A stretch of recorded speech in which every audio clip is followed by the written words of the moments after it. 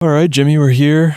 Episode 34, Pipe Dreams podcast. Last one was a banger. It was big. Roger Lee Hayden one's still going strong. He's killed it. He's let people know. He's let him in. And I think, man, it was really cool to hear. Like, we've grown up with the Hayden family and we've just known, that we've looked at them as icons and, real, just like a pathway for us in racing. And to get the background, the story of, Roger, his story, and then the three brothers, Earl, and everything. Yeah, there's a lot of really cool stuff in there, for sure. And people have been really, really excited about it. So we appreciate all the comments and people have been coming up to me nonstop, just talking about that's like all-time favorite. Yeah.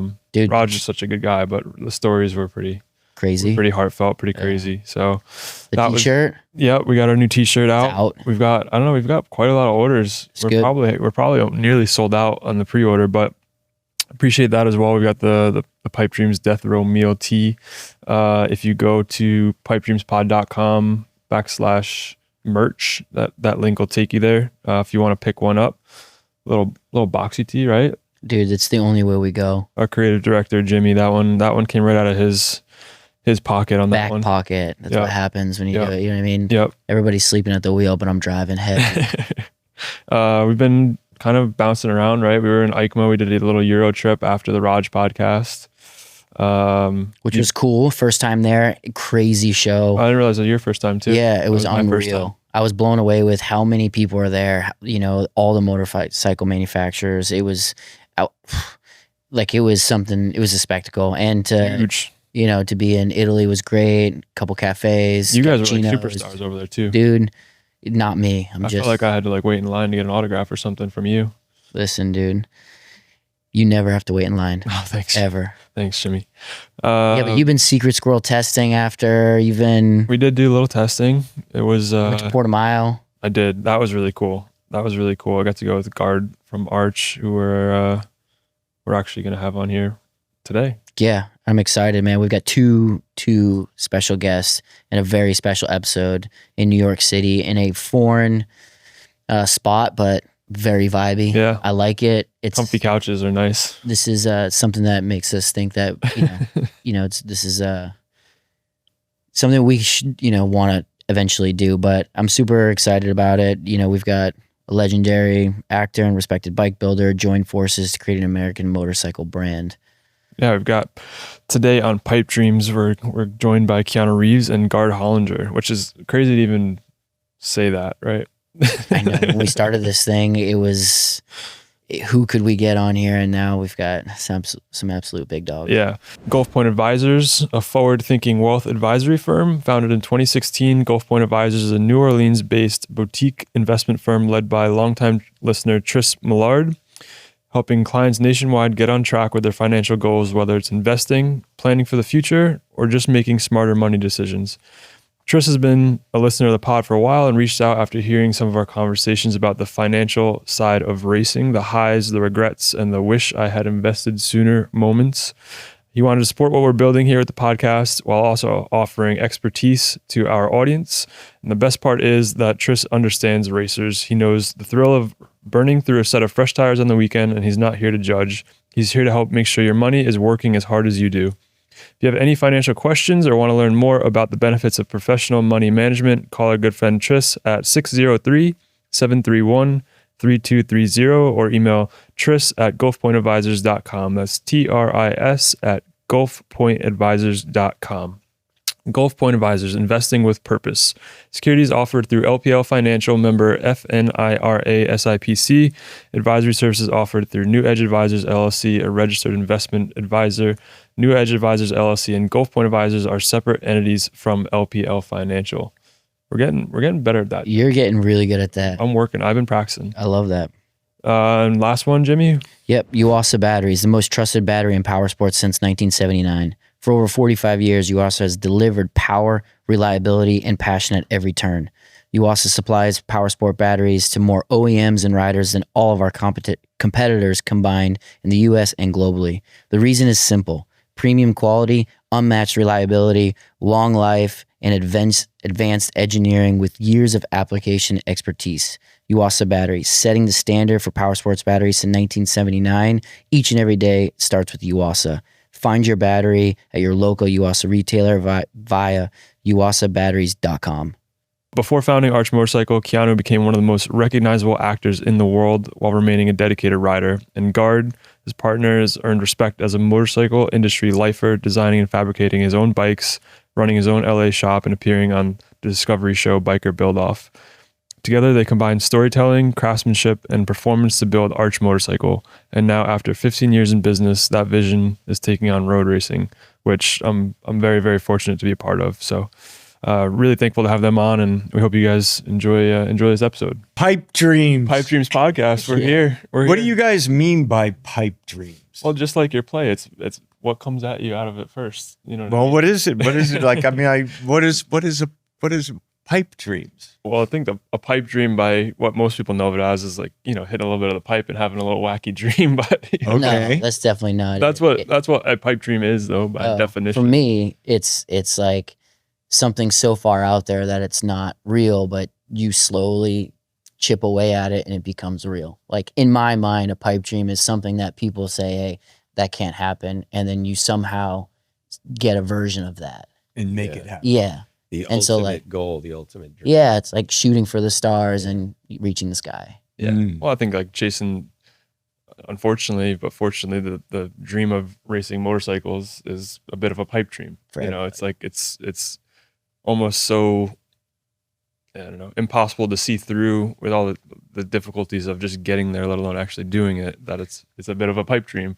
Mm. And so that's kind of where that, and then obviously there's like the the natural pipe, you know, the smoke Exhaust and the pipe. exhaust pipe. So there's a kind of play on words with that. But yeah, more or less, you know, a lot of the stories were, our goal out of this whole thing was to share those pipe dreams. Mm. You know, Like, how did you get here? how did you get make to- this happen? yeah. This Okay. thing that was seemingly impossible to actually see through Mm. because of how hard it is to put all the pieces together. And, you know, just like you guys starting a motorcycle brand, I'm sure it hasn't been exactly the Pipe easiest, dream. easiest thing, a bit of a pipe dream, right? So Yeah. we're in the Big Apple. We're all a bit cold. It's, I think, 27 degrees out. It's not good. I'm from Florida, so definitely I'm freezing. I actually might need some gloves for this bad boy. No, it's you know, I don't come to New York very often, so it's cool to come and hang. We, you know, go to the restaurant, Emilio's, have a nice meal, and then to be able to be in this fancy studio. I know, It's a we little bit upgraded. different, a little We bit different than the RV, but we're here with two very special guests. Yes. Dude, I'm super excited. Yes. Thank you guys both for taking the time. I know you're very busy. Gard's very busy. Everyone's very busy, but it's very exciting. We've been talking about doing this for a little while now. Yes. Glad we could make it happen finally. Can you believe that this guy missed his flight because of a bicycle race that he wasn't in yesterday? Really? Yeah, I wasn't in it actually this time. Yeah, it was a But that bicycle kept race. the traffic kept you from. Yeah, they shut down all the lanes, so there's only one lane going in. But it was actually good because if I jumped on that flight, my connecting flight was canceled. Oh. So I ended up going to Orlando and then waiting all day there and ended up getting here late. But He was looking at driving, worst case. oh, I wasn't missing this. So it was chance, Yeah, there you Yes. go. Yes. So not a But- choice.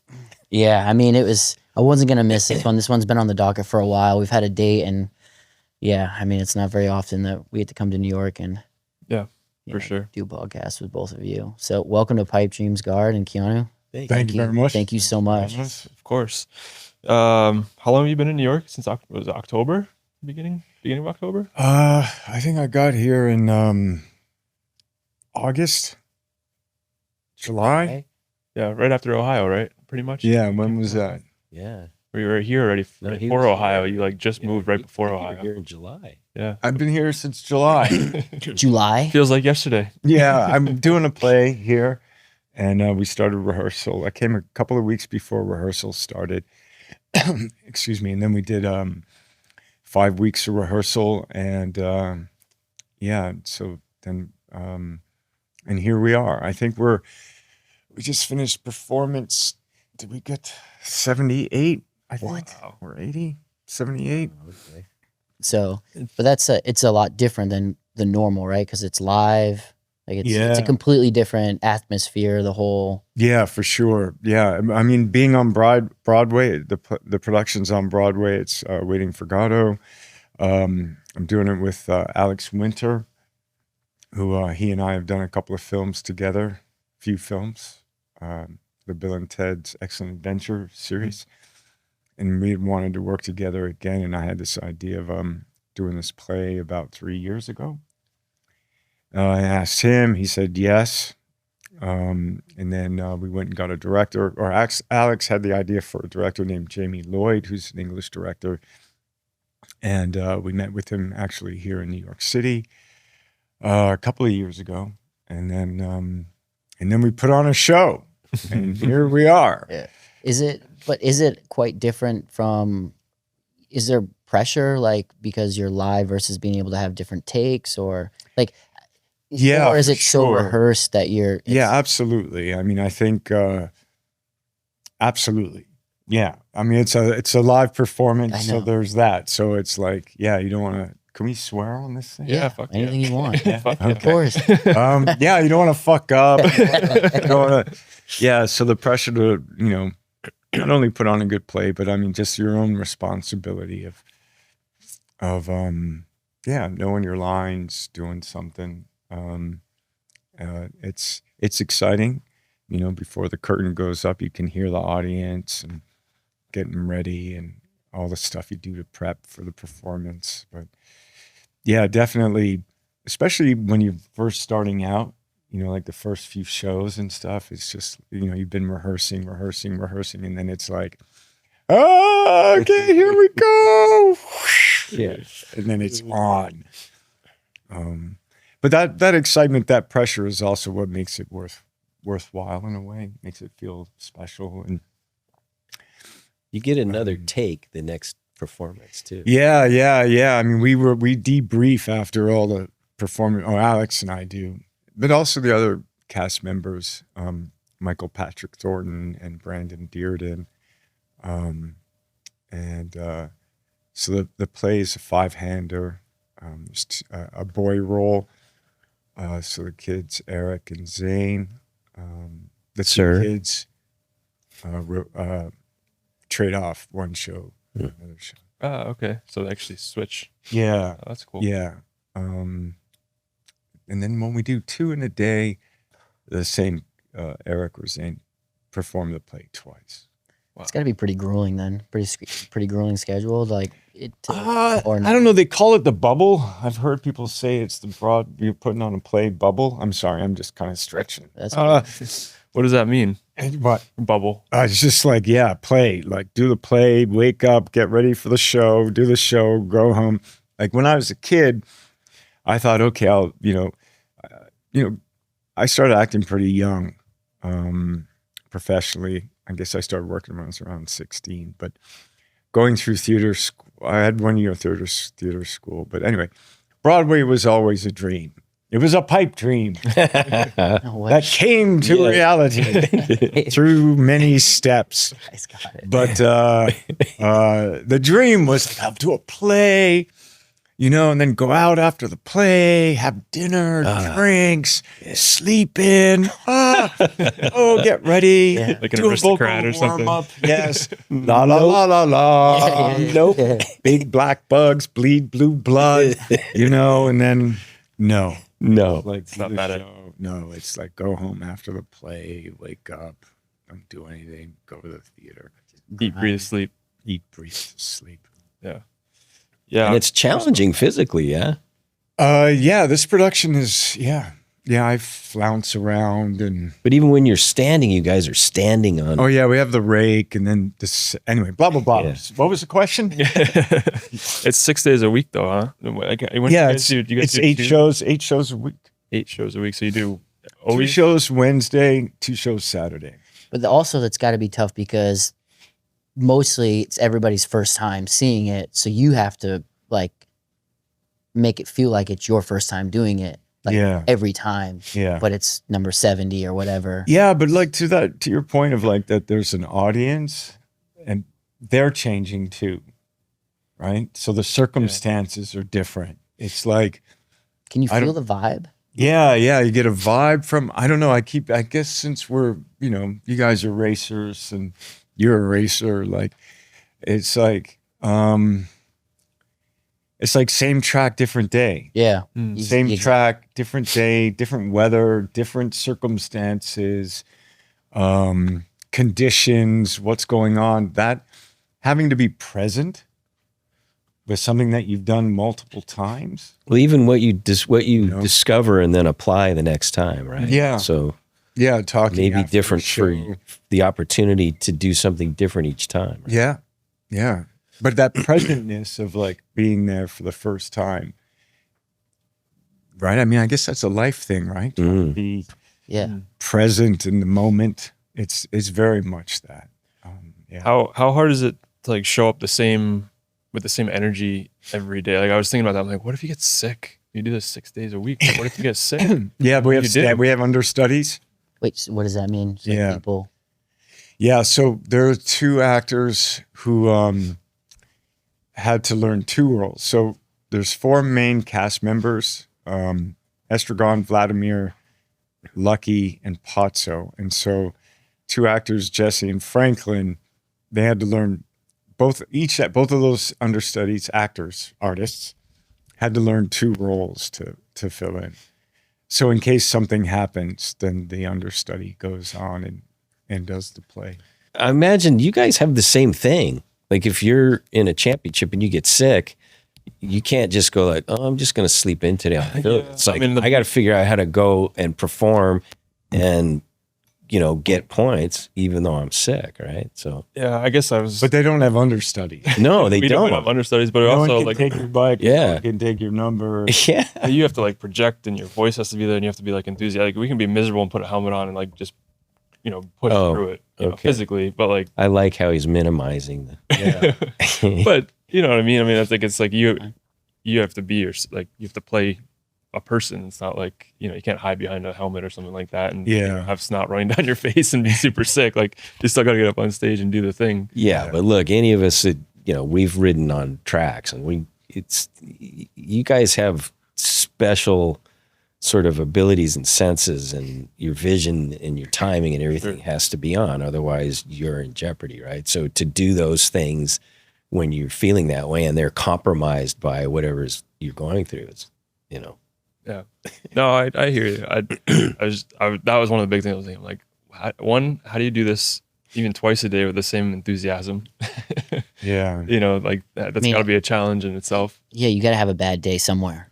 Yeah. Right. Like I mean, even if you love it, I mean, sorry. Yeah. I mean,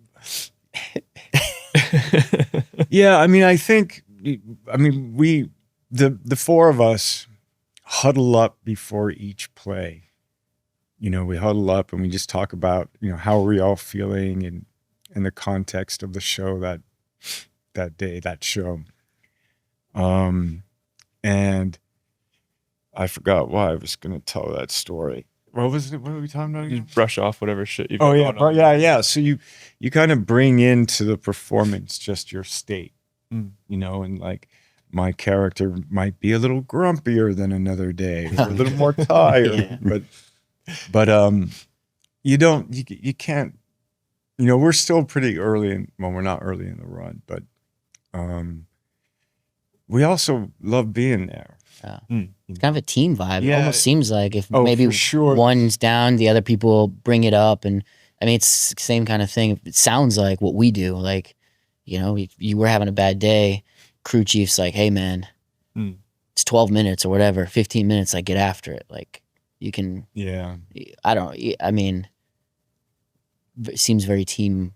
Oh yeah, there's a lot of, it's very correlative, I'm finding, to sport. Like there is a sport, there's the physical preparation, the mental preparation, and the teamwork or team or being together in a common goal and endeavor. I think all of the kind of sport motifs translate to it, to the arts. I could see that. To that. Gard, you've been, speaking of team, you've just been testing. I mean, Secret Squirrels event. I've been seeing a couple of things. I've had to kind of put you on the spot. I guess you could call it testing. That was the goal anyway. We tried.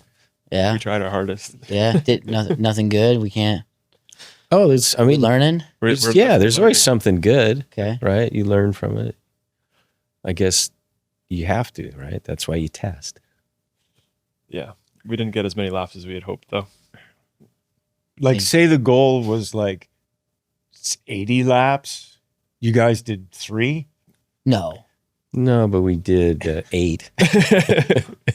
Have you been debriefed on the test yet? A little bit. Yeah. Oh, I think I'm just dropping a bomb there. well, some of the gremlins that Reappeared. reappeared. Yes. Like, hello again. Where's the crankshaft? I am the crankshaft. It's funny. I mean, it's not funny at all, but I feel your guys' pain because we went through it. Yeah. Like with the baggers, we did a ton of laps where it was always something breaking. Who doesn't? Yeah. I mean, Yeah. and also we've, maybe slightly different as we're developing a motorcycle while we're trying to develop a race bike, right? So even just the baseline for a race bike, we didn't come in with real strong, right? So, but I think it's been good because we're learning a lot. We're learning a lot we couldn't learn in 2 years of testing before, so.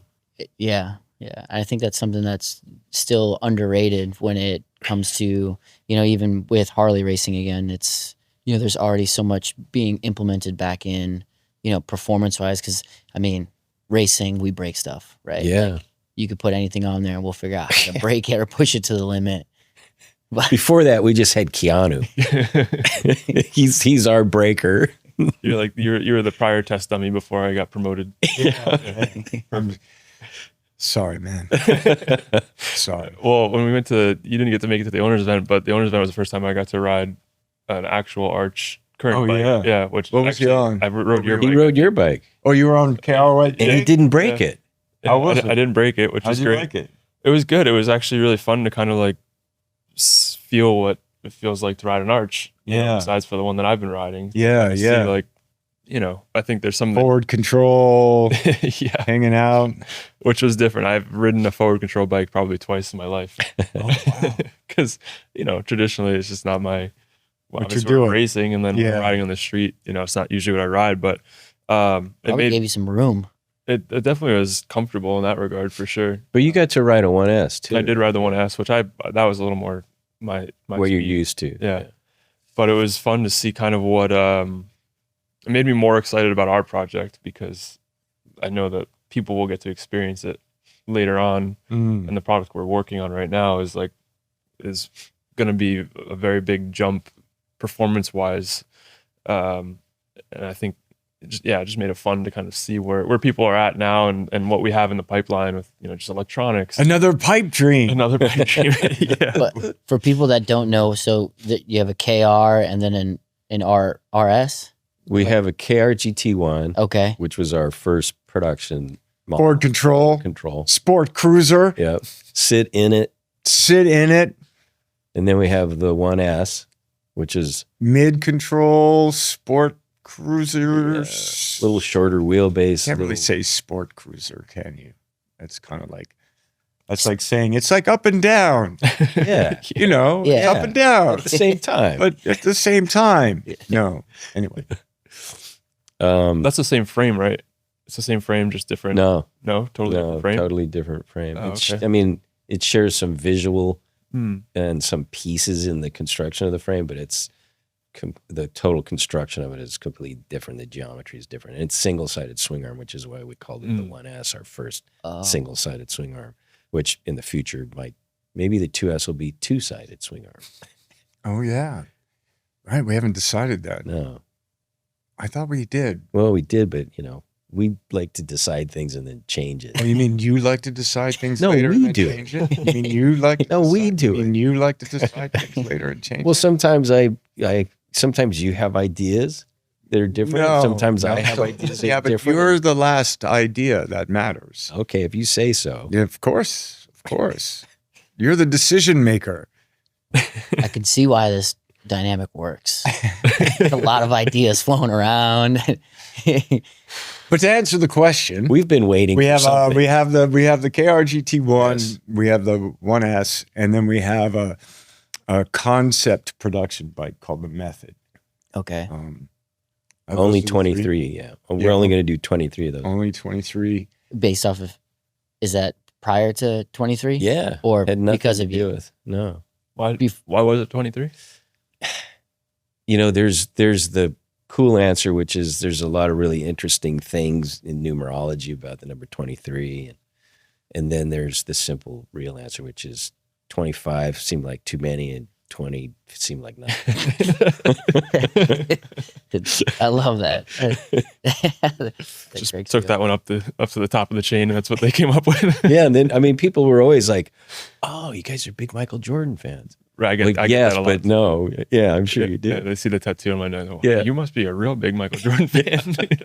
Well, you are, but that's not the reason. I mean, It's not. It's not. he owns the 23. Yeah, Yeah. It's in America. Yeah, probably globally. I think at this point. yeah. The method is you're pretty much production now, though, right? It's not a prototype. Yeah, we're doing the final industrialization, but it's only taken like 8 years of Mm. pushing a carbon rock up a hill. Yeah. But I mean, it's a pretty interesting motorcycle. I mean, carbon monocoque. Whole full carbon mono cell chassis Mm-hmm. and carbon swing arm and Carbon wheels we wheels. designed. No way. That's so sick. It's a cool looking bike. Yeah. Oh my gosh. Has it Got a actually been? 143 cubic inch engine. Has it been on the road yet? It hasn't. We built like a test mule Mm-hmm. that's in a modified Care GT1 chassis, and that's been on the road, and the engine is just kooky. That's the one you rode up at. Yeah. Yeah. But so like production, like how many do you want to produce? 23. Oh, that's the 23 one. Yeah. Oh, okay. Yeah. That's cool. And then the race bike will be the 2SR. Yeah, and Maybe a we're 2S. hoping to do, like we've talked about, so we're hoping to do like 10 replicas of basically the exact bike that you guys will be racing at the beginning of the season. Mm-hmm. And then that'll work into Which production V? models. Which version of that? We don't Every time you come to the racetrack, there's a new V. We're keeping everyone on our toes, including ourselves. You know? You got to settle on something for that, right? 'Cause, I mean, we should let people know. I mean, we were racing in the Hooligan series, yes, right? yeah. So we were. Why'd we do that anyway? Because it was fun and we want to push ourselves and like, so you got to see the arch bike and you guys were going at it. We kept breaking down. He was behind me like once or twice this year. Champion and like, Did you bring the ring? I didn't bring the ring. We were joking earlier. I was like texting Corey and I'm like, hey man, should I bring the ring? He's like, do it. I know. get a ring? No, he made himself. He made a Super Bowl ring. style rings for one of the champs. Listen, I made it this. for my team owner. Hey, I put love you on the this. spot. When you You win had a to get the cost championship, down. you're Yeah, gonna have to make a couple, ring, yeah. right? All right. When you MotoAmerica wouldn't make a ring for him, so he's like, I'm Do making you get to keep the trophy? Do you get to? yeah, You get to keep the yeah. trophy. But I made rings for my team owner Kyle, and then a couple guys at Harley Oh, that cool. really supported the program just as a thank you, because Right on. it was a bit of a lifeline for me. So Right on. just as a thank you. That was But, cool. yeah, I I mean, wish you would have worn it. dude, I'm just not that guy, man. I don't. Why? it's You're not wearing the So Rolex good. today either. You are that guy some days. Yeah, just Where's not the that- Rolly, dude? Yeah, dude, it's in the bag. It's in the backpack. I mean, I'm nervous in New York, man. Like, I don't know what I'm gonna get. Like I'm not that tough.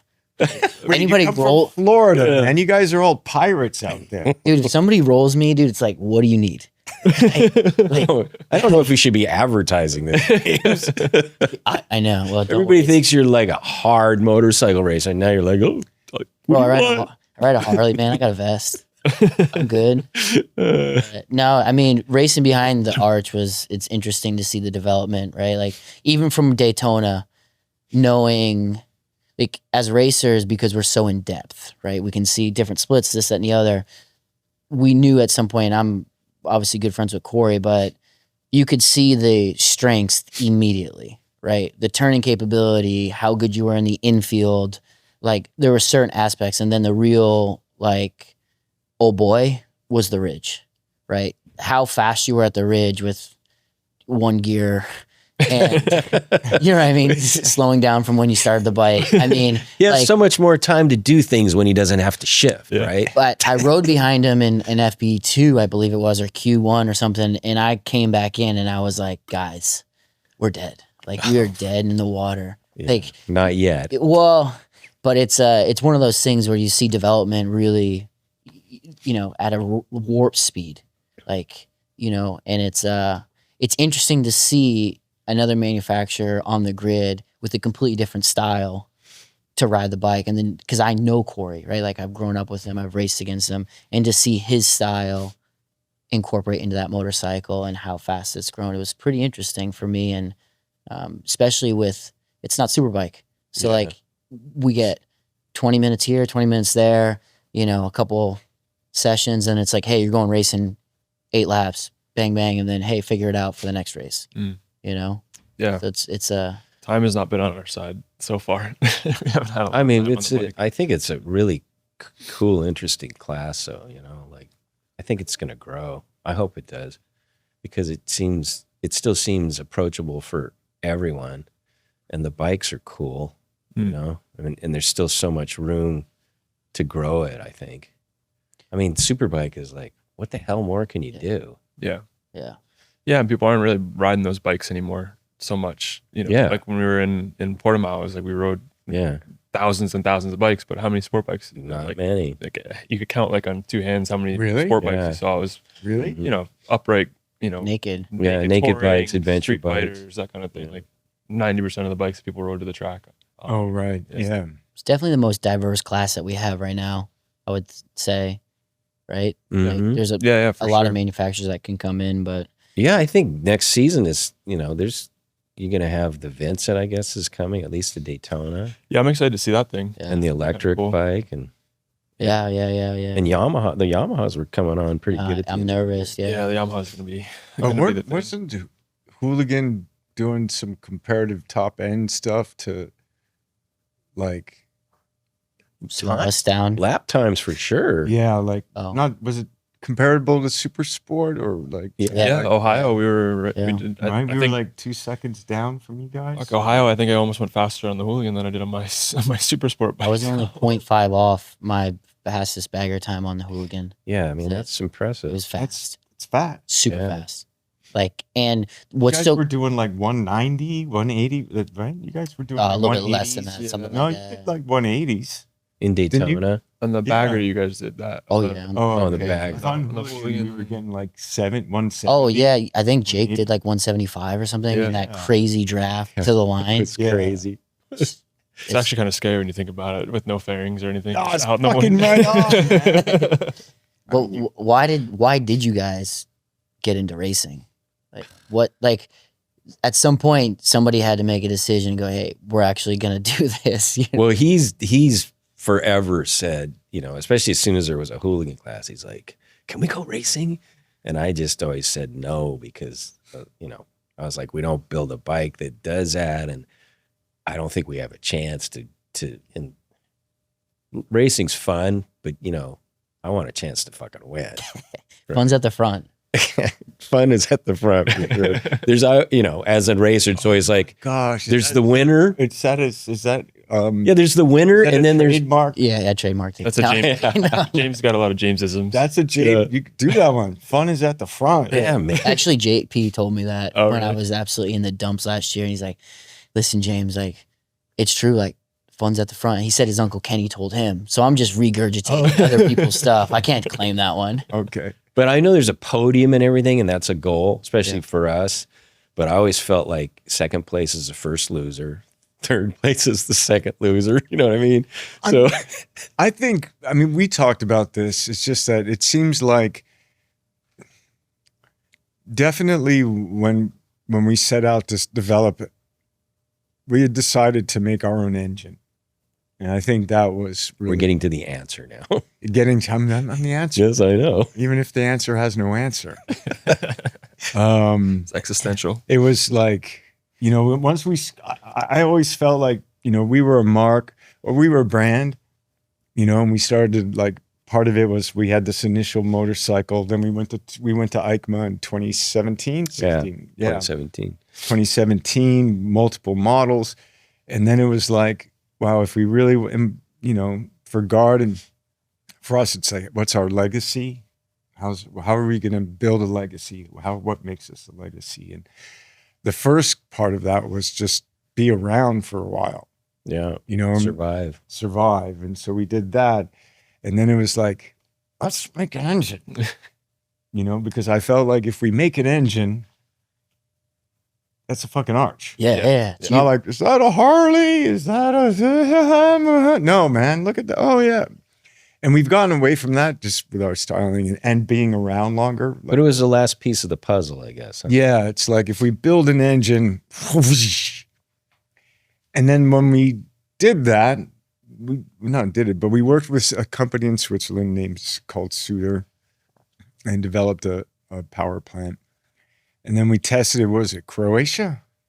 Yeah, I think we maybe even wrote it before then in Germany and just. Oh yeah, I mean we did Switzerland. Little scoots around in Switzerland on the streets. But yeah, Croatia was where we got on a racetrack. you're like, that's not a fucking cruiser, man. And so when we rode that power plant, because we hadn't said yes to racing by then. No. And I think once we rode that engine, I think that's where the penny dropped for you.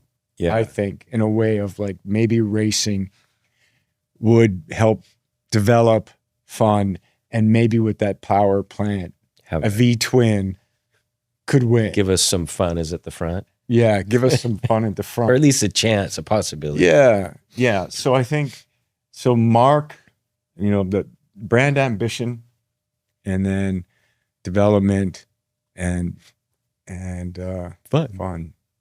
Have you been surprised with like how it's been received from the owners currently? Because I think that's been like really exciting to be a part of and like feel that.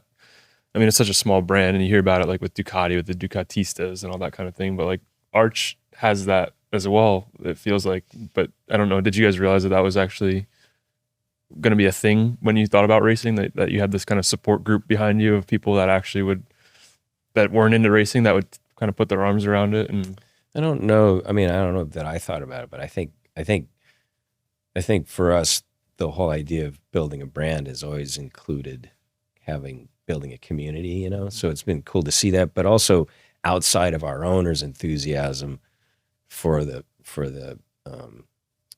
the pursuit is just the paddock, like to see how positive everyone in the paddock has been and rooting for us, even if it's other teams, you know, which is cool. That's because they knew that we weren't going to be we weren't going to break up any fun in the front. I don't know, man. I looked back before the red flag at Mid-Ohio and I saw the shake and bake, big dog behind me, and I was like, let's go, dude. That was so good. That was so sick. Oh, it's been a long time since we've raced together. Like that moment was so good. It was. And you know, from standing in the hot pit, everybody's like, the guy that went down, everybody's like, fuck, get up. And then the red flag, and then he gets up right after. I know. It always happens that way too, but it was surreal. It was like one of those, there's some of those moments when you're racing where you're like, you can't believe it's happening while it's happening. Oh yeah. And you just kind of want it to like just stop right there, so you can just be done with, like, you're so content with the moment you're in. And then it did. That was that, and it did, but not because it was the end of the race. Yeah. They can't end the race on the first lap, unfortunately. But you guys put some legs on the rest of the pack in that lap and a half too. Yeah. I didn't realize either. I was just trying to keep up with him, because I knew if I kept up with him, we were going fast. Yeah. You know? It was going to be good. And then I was bummed after the start. If I got on the podium with him, we were burning the tire off the thing for sure. I couldn't. I know you couldn't. I needed you. You don't have that much horsepower. True. Mine's too tall. Can't touch the ground. Can't touch the ground, dude. It been super intentional to keep Arch small? Like, or is it just like, how come you guys haven't chased scale? Like, what's... I think, you know, I don't know about, I guess it's small is relative, right? We have the ambition to be a little bigger than we are, but the intention was never to be a mass produced product. I think we have ambitions and hopes that maybe there's a scenario where our brand is maybe connected with another brand where we can satisfy a mass production appetite, if there's one out there. Our bikes are really expensive to build. Yeah, they are. And they're really, really expensive to buy. Yeah. I know. I'm always joking that I can't afford one of our motorcycles, but it's true. Which I guess is a limiter on the scale of it. Yeah. And it's part of what makes it what it is, and special in a way, you know. Takes a lot of time and attention to detail to make it what it is. Quality over quantity kind of a thing. Yeah. But I think that I respect that. Like, I've been to the shop, and I mean, it's pretty cool. It's definitely unique. You can see everybody working on their part, right? And it's, I don't know. I haven't spent a lot of time there, but it was pretty cool to be. We got Shop. stuff you could do if you want to come and spend more time. Yeah, we got to organize your parts. Dude, I don't know what I can do. Like, I'm not really. You could take over the sweeping for me. Oh, to be honest, that's probably a great job for me. Anyway, It's what I do now. Carol, was it always a dream of yours to have a motorcycle brand? Like something you could look back on and imagine yourself now saying, I own a motorcycle brand? Or no, absolutely not. Yeah. No. Nor was it mine. No. So yeah, but at least you, in your case, like, No. you know, I watched Spiker Build Off on the way here, Oh, just so you God. know. I watched this Yeah. episode when I Oh, was you flying did? here. Yeah. I'm like, because I forgot what I was doing research on both you guys, and I, you know, Googled Gard Hollinger, and he's kind of a ghost, other than you can find his episode on Amazon Prime anywhere, anytime. Oh, yeah. So for $1.99, I rented the episode and watched it on my flight here. So I owe you a couple bucks. I'm just trying to fund the race team, man. But long story short, you've been building bikes and you've been racing bikes and that kind of thing. But in your case, you know, you've been acting for a long time, not necessarily like been a philanthropical motorcycle investor, you know, Yeah. company owner. No. but Um, a passionate motorcyclist and appreciator of motorcycles for quite a Yeah, long yeah. time. And, you know, I started late. I didn't start riding bikes until I was 22, but I ride them. But that's a couple years now. well, what Right. was your first bike at 22? It was a Kawasaki KLR. 650. Yeah, Yeah. Nice. yeah. It's like early adventure bike shit. Yeah. I learned how to ride from this girl at a movie studio in Germany. And Of course, a girl taught her to ride a motorcycle. no, it's just she had a bike. She was riding around. I always wanted to learn how to ride a motorcycle, and so, and I didn't know anybody who had a motorcycle, so that's how that happened. And then I went and got that. But then there was a shop called Super Twins, because I really always kind of grew up loving the Norton Commando. Mm. And so the Norton was my second bike. And that's where I entered into vintage English twins, Yeah. but really just Nortons.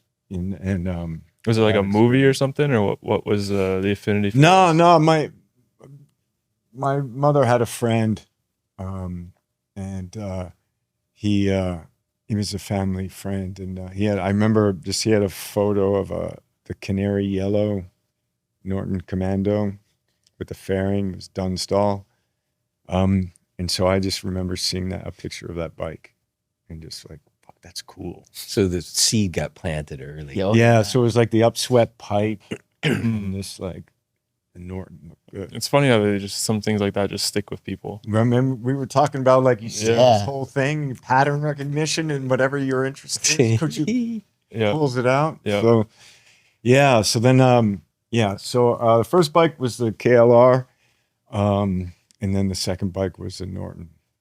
Were you you were obviously acting at that point, but were you like 22? Like when was your first kind of big role that you actually had? How old were you?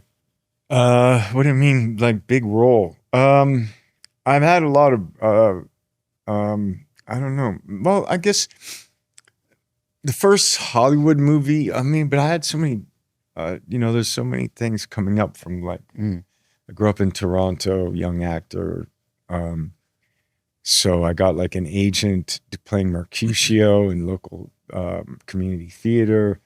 I guess in Hollywood, maybe a film from the 80s called River's Edge was probably my break, but not my first Hollywood film. I had a role in a film called Young Blood with Patrick Swayze and Rob Lowe that they shot in Canada, in Toronto. I played a role in that. Heaver, French-Canadian goalie. Hmm. I mean, does that answer the question? I don't. Where I was going with that Talk was, about was it because I would imagine as an actor, it's got to be pretty difficult, like with contracts and stuff like that, to even be able to ride while you're filming, right?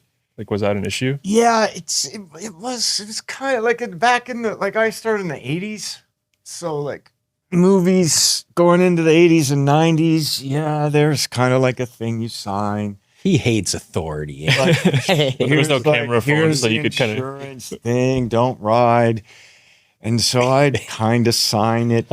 And but then I would, like, my modus operandi was mostly I filmed outside of Los Angeles. So then I would go to the secondhand motorcycle shop and I'd go sniffing around and, oh yeah, let's get that Honda. That looks pretty good. I'd get them to, change the fluids, check the brakes, give it a once over. And then I would just sell it at the end. Mm. So I did that with a Harley I kept, a Honda. So I would ride.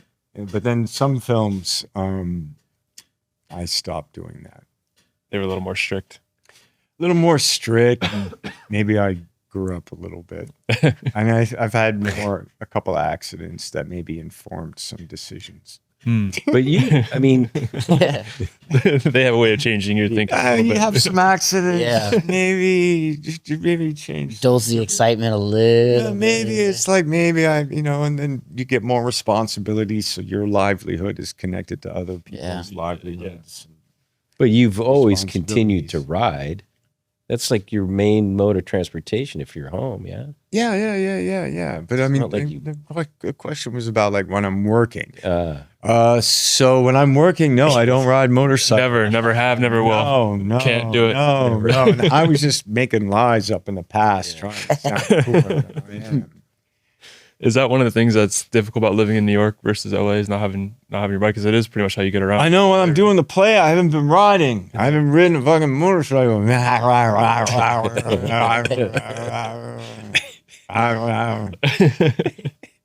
Yeah, I can imagine it's got to be difficult. Well, I mean, you guys are racers. You guys ride. I mean, I've heard some people, like, when they race, they're like, I don't fucking get on a civilian motorcycle. Yeah, I mean, for me, it's been until I got the Harley.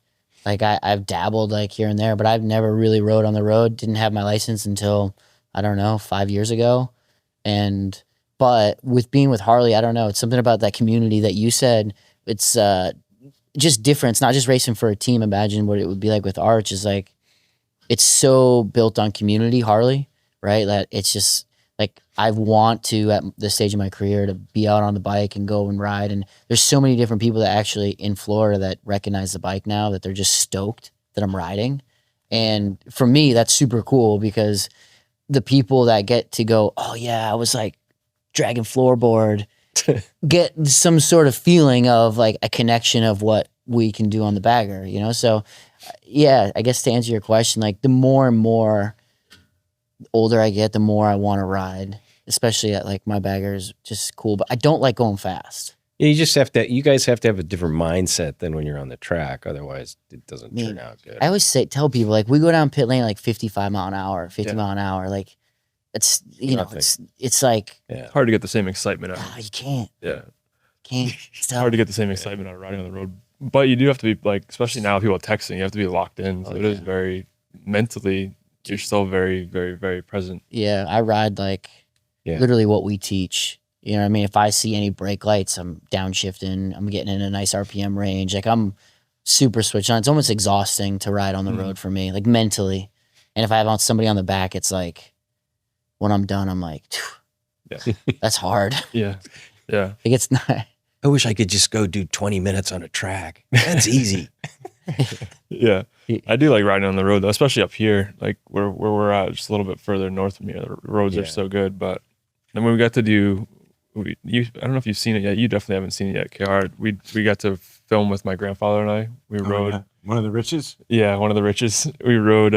We got to ride around up by us a little bit, and they filmed it and stuff, which was really cool. Because at 87, not too many more years, I know I'm gonna be able to do that. So it was like a really, really fun, cool opportunity. But that's probably the hardest part about racing is gone so much. When I wasn't racing, I was able to ride with him on Sundays and stuff like that, which is fun. Also because as fast as he goes, it's pretty exhilarating on the road. It's pretty terrifying. Like for a bunch of old guys, they'll ride, they'll average 80 miles an hour on back roads. Wow. Mama. Right. Yeah. I think that's the scary part is watching other people ride. Oh, for sure. Especially when you know you're like, you have so much experience. I'm like, dude, I wouldn't do that. like, whoa. Well, that's how it is riding on the track sometimes too. And you ride me on people and it's like, I'll like go start backing up and going slow because I'm like puckering for them. You know what I mean? I'm like, sometimes I got my hand off going like this. Yeah. No, dude. Literally. And you just wish you could be like, dude, you can't do that. Like, Well, slow down. We kind of have that experience with a friend, huh? Yes. You have that experience with a friend. yeah, a friend of yours. Yeah. Yeah. A friend of yours. We won't name any names. Yeah, You know? no. Who just happens to also be in New York right now. Yeah. Gard, when you were growing up, when did you kind of, I know your background as far as like you traveled a lot as a kid and bounced around and whatnot, before you kind of settled in LA, right? It's kind of where you spent most of your later childhood growing up. I don't know. I guess it depends on, first of all, when have I grown up? And, I guess it depends on when childhood ends. You know, I was in LA until I was 12, and then our mother moved us to a tiny little island in the Pacific Northwest. It's like literally a mile or two from the Canadian border. So I went from living in Hollywood to living on this tiny little island. Oh, wow. So, you know, but before that, yeah, LA until I was 12. And that's where I sort of fell in love with motorcycles too. Yeah. So that's where I was going with that. So what actually inspired that? I mean, this is late 60s, right? So this was when everybody had the beginning of everybody having a motorcycle in their garage, you know, and some people would call it the Hondas. There were so many Hondas, you know, Honda mini bikes and stuff that people would call a motorcycle a Honda like that. They didn't know the word motorcycle. They're like, do you have a Honda?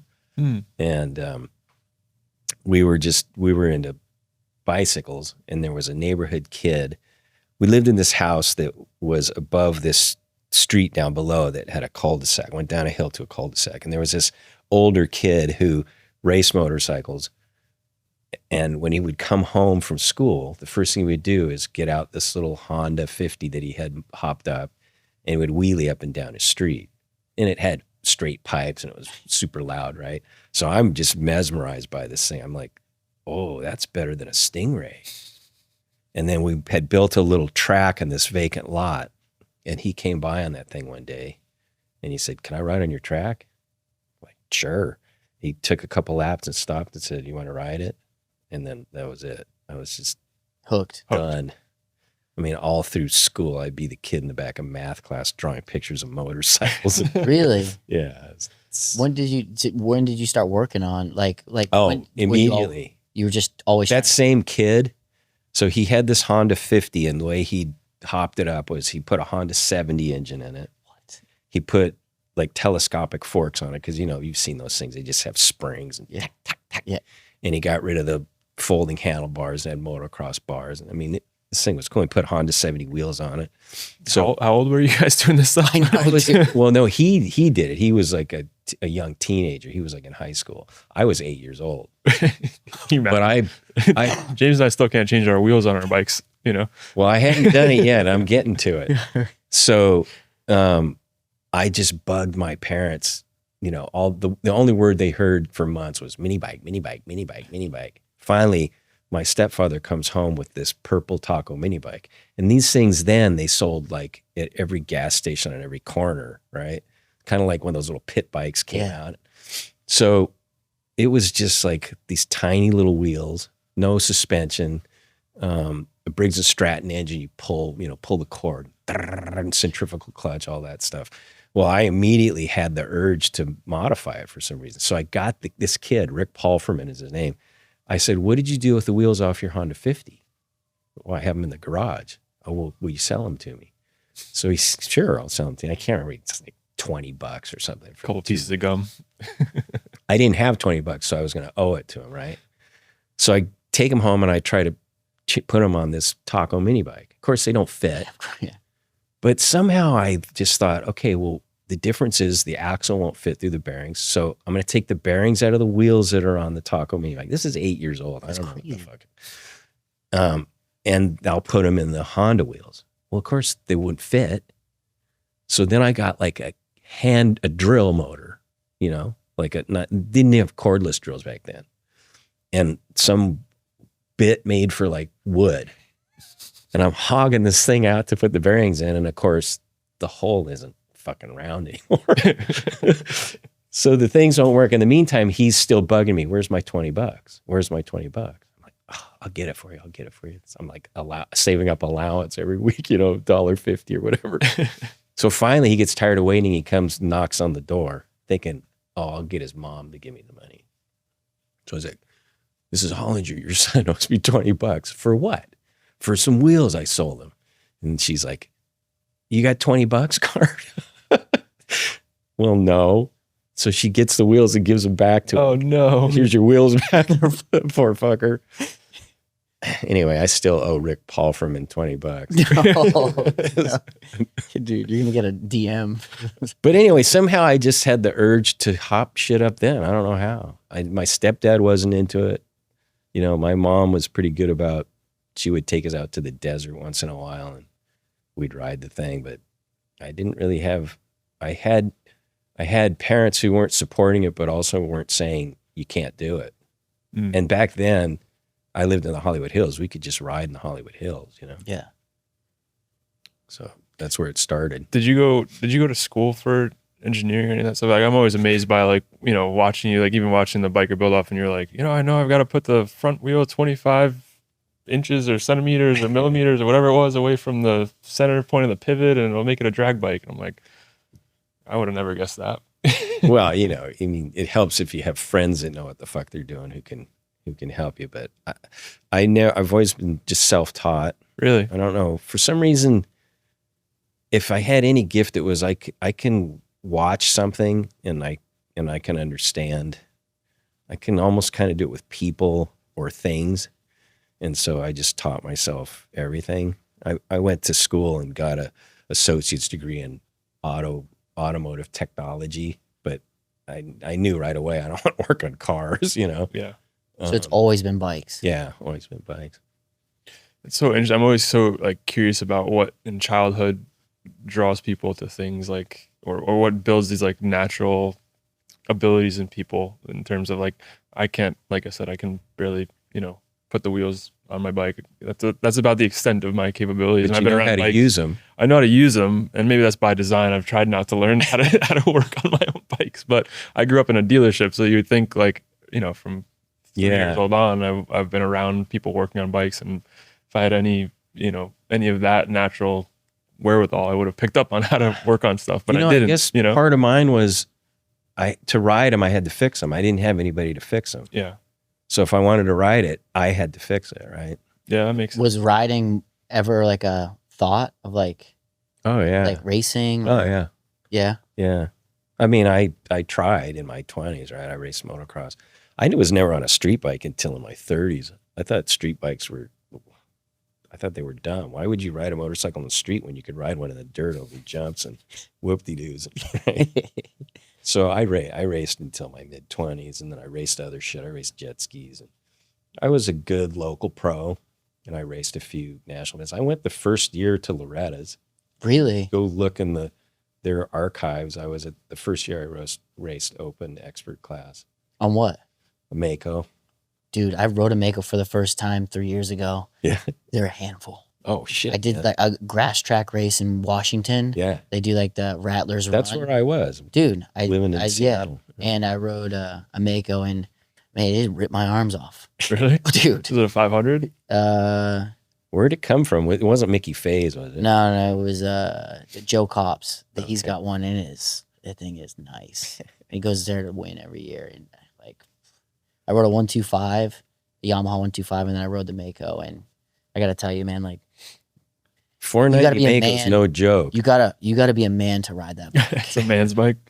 Like, I got so much arm pump riding this thing. The brakes don't work, but dude, it has so Drum much brakes. so much power, and there's no suspension, and it just wants to rip your hands off. I'm not like downpipe things. It was a cool experience. Yeah, I don't think I've ever ridden anything vintage like that. It's wild. Like, it's wild. The fact these guys are so fast on them is insane. Yeah, back in those days, Yeah. especially, right? Yeah. That's interesting. What was like kind of the first bike you actually built I know because you had a dealership, right? You opened up a dealership in Seattle at one point, and then ended up back down in California with an Indian dealer, right? Was that what it was? Well, yeah. I mean, I ended up in California because of marriage. Has a way of doing that. And then I actually owned a limousine business when I left Seattle, and I sold that. And then I was like, well, what am I going to do? I actually tried to get into Keanu's profession for a minute. And then did you? I realized I was maybe too old to be a starving artist. And, my wife wasn't that understanding when I was rehearsing at 10 o'clock at night with some young actress to do a scene. And, so then I just ended up back in the motorcycle business, started my own shop, and The shop was called? It was called Ziggy Harley.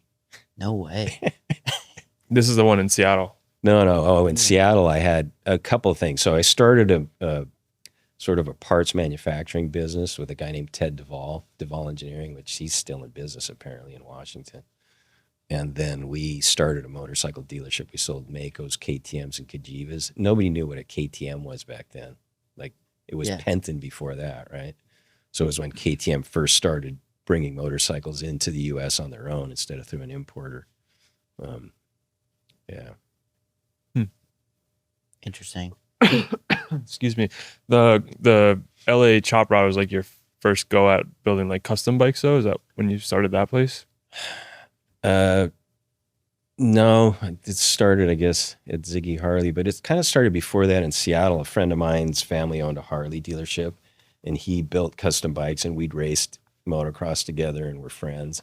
And he would just say, hey, I'm building this bike. Why don't you come down and help me? And that, I think seeing somebody take a Harley and infuse his sort of artistic version from his competitive motorcycle racing kind of changed my idea of what you could do with a motorcycle, that you could do something artistic with it.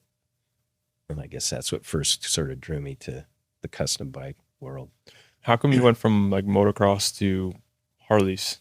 I went from motocross to like, maybe I should do something else where I could make a living and not get injured, which was away from motorcycles. And I ended up in the car business and then limousine business. And yeah, I guess what I mean is like, what led you to that style of bike versus just getting into like, building motocross bikes or something like that? Why, well, I did that. I mean, I did the motocross bike thing until I sort of got out of the sport. But, there used to be this thing they had on ABC Wide World of Sports called Super Biker. Oh, yeah. This is the precursor to Supermoto. Yeah. And they would invite professional riders from, like Eddie Lawson, but then Ricky Johnson and the motocrossers and stuff, and dirt truckers. And Mickey Fay got invited one year. You guys know who Mickey is? For his name. I mean, he was a Honda factory short track specialist, and he was a friend that I built a CR500 for him, and we didn't qualify because we didn't. It was sort of like an arch effort. We built this bike, and I built the engine, ported this CR500. It was just crazy, but we had no time to test, and we couldn't get gearing right, and he ended up not being able to qualify because of that. But that was sort of, I guess, the end of it. And I don't know, there was, motocross is like, it's all about the setup. It's not really like, you're not really building a custom bike. You're just dialing it in, right? So, we did a lot of that as a shop, but I don't know. I guess I had a love for it and the sport, and I was a racer, and that was a way to fund the racing and to have a job that was focused on it. It was still a job. I didn't have the time to train like if I just was being supported as a racer. Mm-hmm. Is that where when did you find the love to like actually be able to kind of create your own, like instead of bolting parts on, right? Because I think of motocross, like it's a lot of bolting parts on, and it's tough, right? Whereas like you go into Harleys and stuff, it's especially during that time, it's all essentially people were just creating their own ways, like it was. Yeah, I think again, like seeing it as an artistic endeavor rather than just performance, but infusing your own style into it, right? So I very much looked at it as an artistic thing. And if you look at a lot of my earlier, custom bikes I built, they're you're not going to take them on a long ride. They're Yeah. fun to ride, but they're more art pieces Yeah. than, you know. That's kind of, I guess, what the foundation for Arch is in a way, right? It's kind of like blending art and performance. Is that what you would see it as? I mean, I think a big part of our job as a brand is to protect the design of our motorcycles, right? And I think that's one of the things we're able to do as a small company, maybe more easily than a big company that has, you know, legal department and a marketing department and, you know, all these different accounting engineering, department. accounting, design, you know.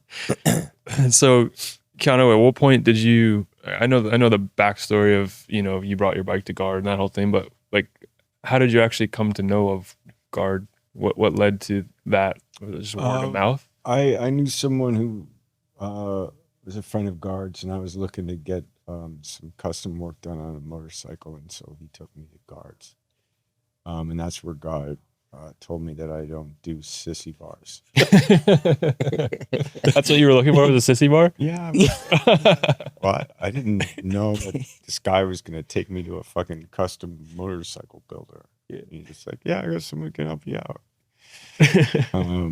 And then I walked into Gard World. What was that like? It's cool. Well, actually, he didn't let me in at first. Dude. I love this story. And It's so not true. basically, yeah. Yeah. Basically, Maybe you stand out in the parking. yeah. He was just basically like, well, what can I help you with? And then he's just like, great. Yeah, I don't do that. Take your shit somewhere else. Yeah. No. Maybe you can. Come on. I was friendly. I wasn't like, No, he was friendly. So I wasn't nice like- to meet you. What do you want? Yeah. No. And then it was like, yeah, come on. but you understood what no meant. Yeah, I was like, no, I don't do that. No means no. But yeah. And that's really what started to, like, I was like, well, what do you do? And he's like, I don't fucking know. I'm come in. That's the true part. I probably did say that. I don't fucking know. Oh, I know. It was, Just have a look and then kind yeah, just like, and then so it turned into like, let's do a custom bike, and that took 6 years. So you really got sucked into the car world, is what you're saying. The whole like, custom world. Yeah. Hey, next week, dude. It'll be done in a week. Yeah. Yeah. I never said that. Look at him, man. Look at him. He knows. You're bringing him straight back to this conversation. He knows exactly. So what year would that have been? Fuck. That was probably 2007, Yeah, something like that. 2008, Wow. So that was a while before you actually. 6, 7, Yeah, 6 or 7. 6 or 7. It was a while before Arch was even really a Yeah. thought. It's like 5 or 6 years. Yeah. 5 years. something Yeah. like that. And what was your, you know, obviously you guys are business partners at this point, but you're very, very close friends. Like, what was your kind of immediate connection to Garter? It's kind of take some, you know, I back guess and through the forth. process of making that bike, right? Just Yeah. the correspondence, visits, like, you know, check this out. Mm. And I think probably, yeah, I guess that's part of, some of the, so the bike that we first started talking about was I wanted a cruiser that could handle, right? Like I wanted, It's kind of an anomaly. Like a yeah, performance. you were talking about like people being geeked out about dragging their floorboard, right? Yeah. So I was like that person. I was like, can I just lean this fucking Harley and not go? I didn't say no to that idea. No, but it was going to be a 2-up, and maybe it was another way of getting what the sissy bar was. Like, let's do a throne seat, sissy bar, have this Yeah. fucking cruiser, but Definitely it could, had a sissy could bar, what he handle. was asking for. Yeah. And then a couple of years down the road, as I'm looking at designs, and he built a frame, and he was like, okay, so we're at this, does it need to be able to have a passenger? And I was like, and then I was looking at what you had built, and I was like, yeah, I guess not. No, it's great. It doesn't have what I asked for. It's like going for a haircut. And then it was just like, what about the sissy? No sissy bar. So, You know, we've gotten right back to like, you have all this stuff coming at you and you see what you want to see. yeah. So it was like, no sissy Because that bar. wasn't what I was intending No to project. 2-up. No, I didn't get anything. But I was actually trying really hard to give him what he wanted. oh yeah, and also there were saddlebags involved. So I think when we went, because there was you were working with a designer in the CAD world, right? Yeah. Duckman. This is so Reevesian too. And so it was taking time. We were looking at bag designs and stuff, and it was like, we had gone through a couple of years. Like I'd go work, he was working, he was doing it. So it was just like, let's check in on the project. And then I guess, It was a gas tank. We were trying to tank. finish the 3D modeling of the gas tank. Gas tank and the bags. I And mean, the- I'd seen some bags and the development and some the sissy C, bar. the sissy bar. And so then I was like, fuck it, let's just go. I was saying how it was difficult and tedious to like, he's in European time. This guy lived in Holland, and to communicate either via phone or email or whatever, that it was just really slow because we'd communicate, I'd draw something. There wasn't really screen sharing. Yeah, exactly. It was like, So he goes, Wild. well, let's just go visit him. What? Yeah. He just flew there? Yeah. We took a trip. It's the Yeah. first trip we took together, yeah, let's just go. Let's fucking stand there. which we did. We sat in the guy's little fucking kitchen where his Yeah. computer was or whatever and stood over his shoulder and made a guess. Do this. That's Yeah. crazy. But it was just, Yeah. it's a different version of FaceTime. Yeah, right? yeah, Yeah. yeah. FaceTime Yeah, with this yeah. artist. Just action. We need to be there. Yeah. Real FaceTime. Yeah. So that bike was, what did it start out as? Was it a Dyna? If I Yeah. Yeah. that's what I remember. 2005, Dinah. Okay. Yeah, it was some cool moments like, okay, so here's your wiring harness that is not going to be on your bike. Yeah. And I was like, so this custom bike actually eventually became just the engine, right? Yeah. Kept the engine. And then And even just basically the serial number on the in the serial number on it. And then 6 years later, you had a bike to ride. Yeah, but through that process became like once that bike was built, that, cruiser that could kind of perform, Yeah. that's where the idea was like, that should be in the world. Mm. Really? And that's where I was like, you want to make these things? You want to make this bike? And that Again, was, I got to say no. and then he said no. So you were the one that wanted to start. Well, it was not wanting to start. It was just a proposition. Yeah. Okay. Because I was like, let's do that. Yeah, that's I had no idea what I was saying. Yeah. Gard did, Yeah. and that's why he was like, no, and then, And then we spent a couple months talking about it. yeah. Me, giving him every reason why it was a horrible idea. And he was very patient with me. Yeah. I was just like, well, let's just fucking do it. It's fine. Come on. Is that Sounds a repetitive, like this history on history, like the racing was the same. And you saying, you're like, no, let's just do it. Some things Gas kind of like a tank. marriage? Some things work a certain way because they work a certain way. Yeah. Yeah. How long did it take you guys to figure out the name? I don't know, a year or two? A year? I don't know that it was a year, but it's probably seemed like it. I don't really know. I don't know. It's in the fog of life. So I don't know how long it was. But we like that. We like to get in the weeds on things, Yeah, the name game. The name game. Yeah, it had to have a story. And yeah. What is the story? I think I've heard it. Yeah, I was just like, let's call it Hollinger. And then he would say, well, why don't we just call it Reeves then? And I was like, well, Hollinger sounds cool. No, it doesn't. Yeah. Reeves sounds cool. No, we're not calling it Reeves. no, it's stupid. I like the Reeves impression. It's like, yeah. So then we came up and then So it doesn't even sound like him. It's the best. His impression of you doesn't even sound like you. I know, but it's the essence. Somehow people get it. Yeah. But It's the energy, not the voice. yeah. But anyway, so then the word arch popped into my head and so yeah. And Something then about the arch of there was like you said there's some other like ulterior meaning. Well, I behind it. asked him because, we thought there should be a story to the name. I said, okay, Arch. Yeah, it sounds good. Arch It looked so- good. Why? Explain it. yeah. You started to talk about what an arch is, what an arch can do, what it could mean, the idea of connection. A tunnel. It's constructive, right? It's a support, arches, tunnels, doorways, connection, rider to the bike, rider bike to the road, journey. So there's a lot of connection, a lot of connections, and a piece or that can become functional or an artistic. And I would say like that's probably, I don't know if I had to like zoom out, like that's kind of what your engineering process is. Like the idea of multiple function form. What's the story of this part? What's the story of what does this object want to do? You know, And I feel how many that, things can it do? yeah, how many things can it do? What does it look like? Why does it look like it looks? What does it do? I would say that there is a creative mechanical sensibility to your métier, you know?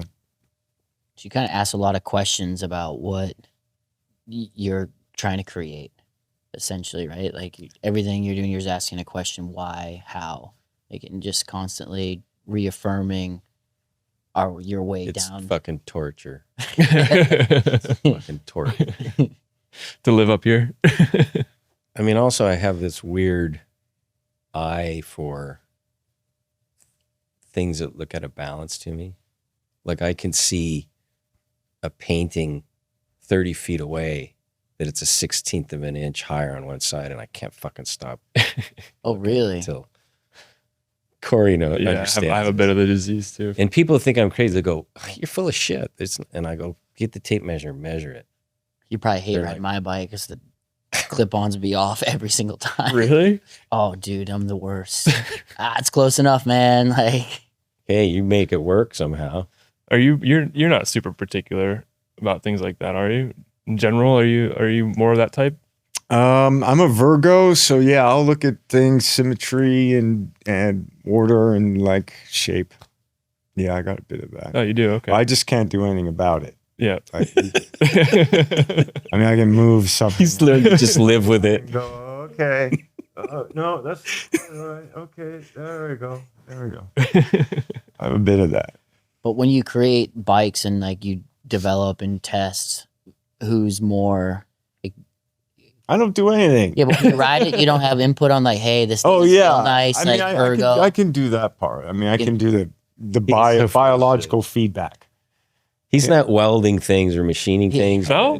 He has input and Well, we've got that in common. No, I mean we had it. Well, like there's like Gard says I break everything. Well, I break it. I mean I do like electrical, but I mean yeah, like early days, like what tire are we going to use? And so we played with different tires, and I was like that tire, and you know that tire felt the best, and you know we got to get a fucking better this clutch. I mean I had some input into a lot.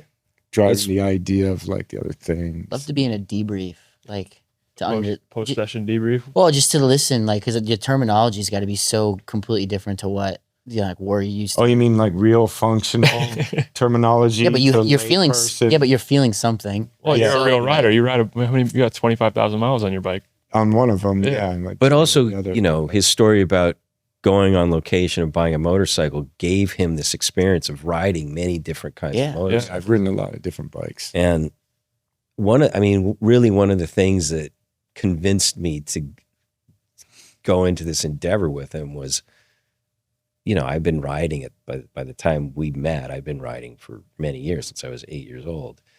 And he would speak about the experience of riding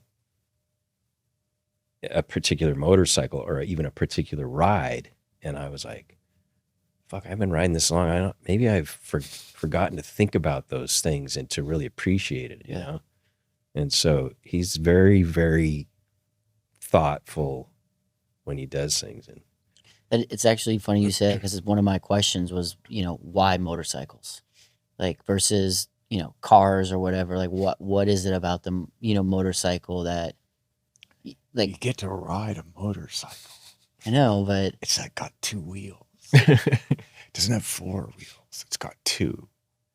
It's like, what the fuck is that? I, And then you get to move through air and space, and you get to smell, and then you have that power plant, and then you're moving and you're riding, so you get to participate in it. You're not just reacting to something. Like in a car, you're involved in such a different way with what you're traveling through space-time with, and then how do you feel and think? And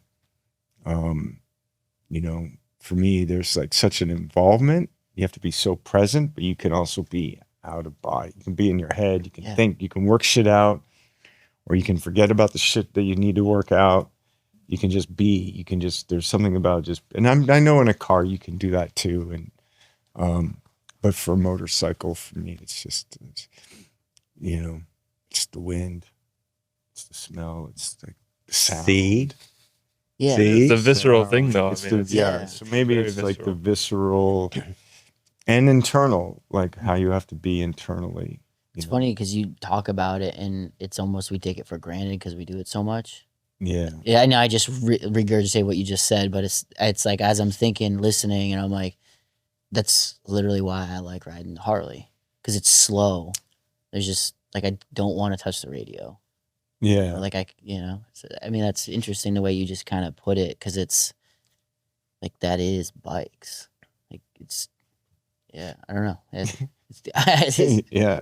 Yeah, I mean, I guess like I don't think there's many other things like it. Like I guess I don't surf, but I guess you could probably say surfing. That kind of like all encompassing feeling of just you, and you have some control over something, but also no control at the same time. Yeah. It's a very like it's you're vulnerable, right? Yeah.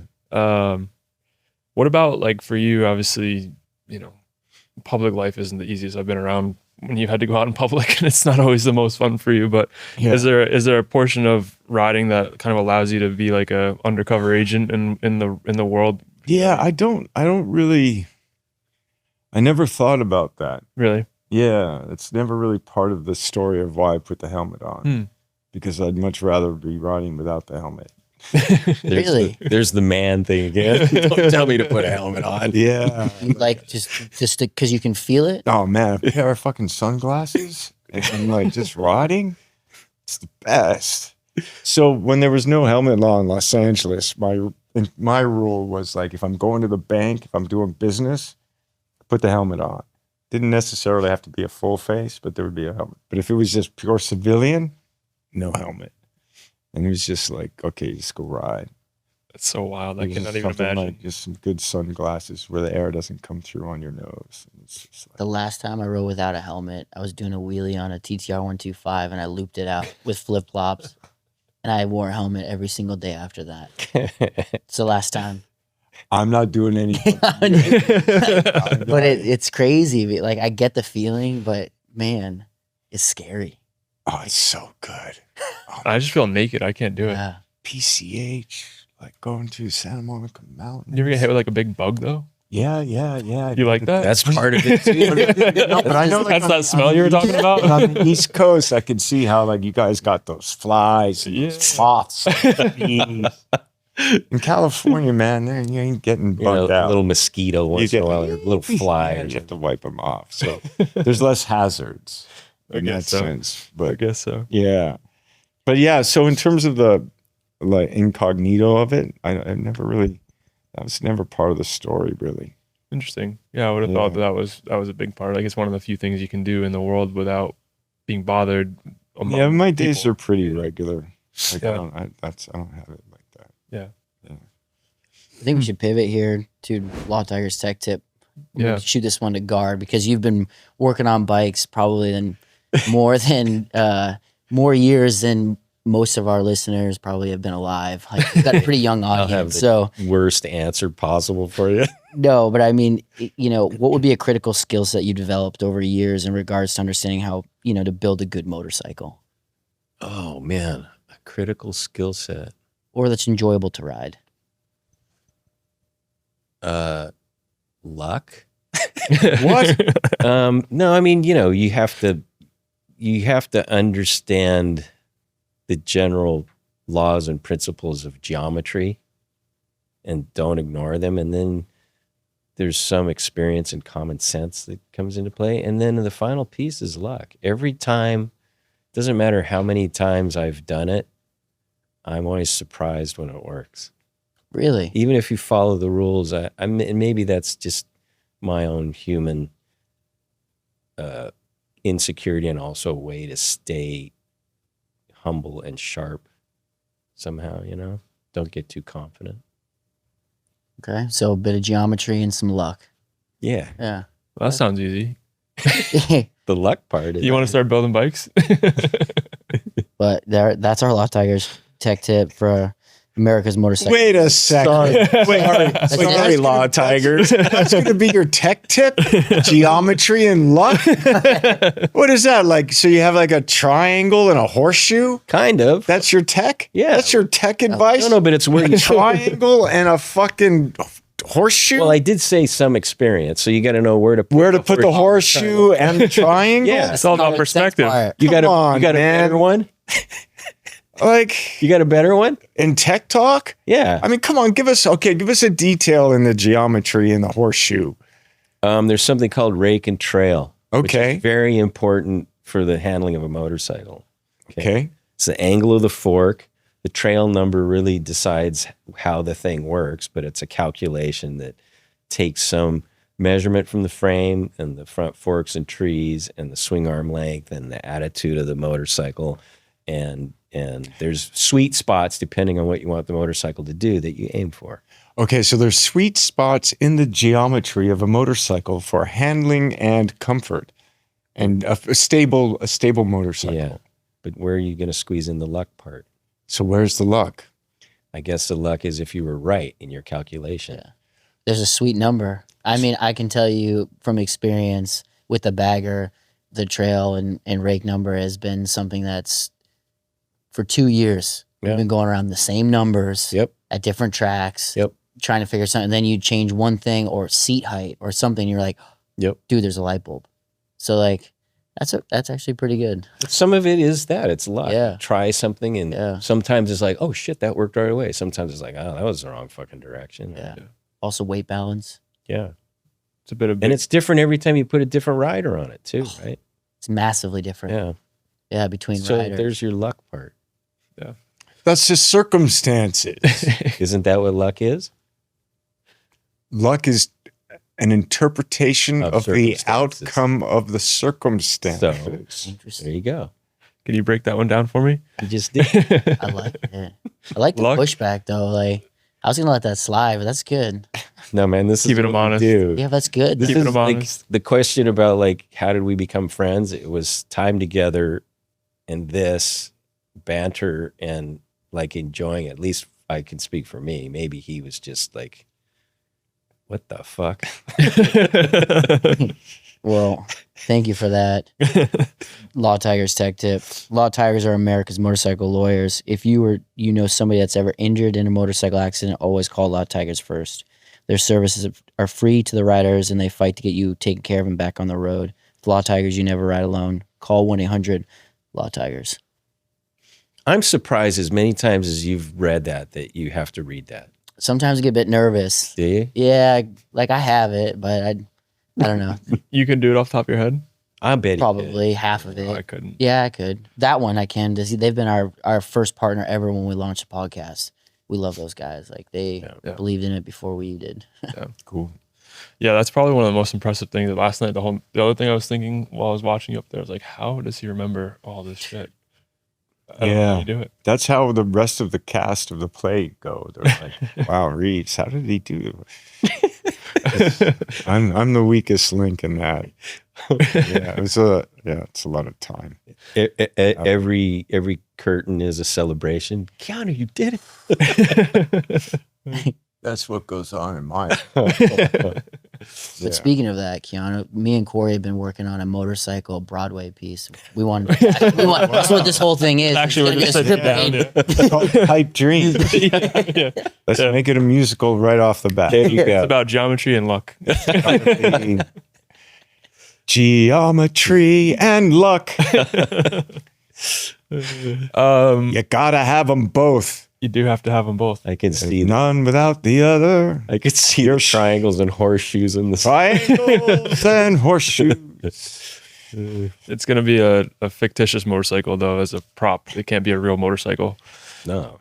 Going back to the play.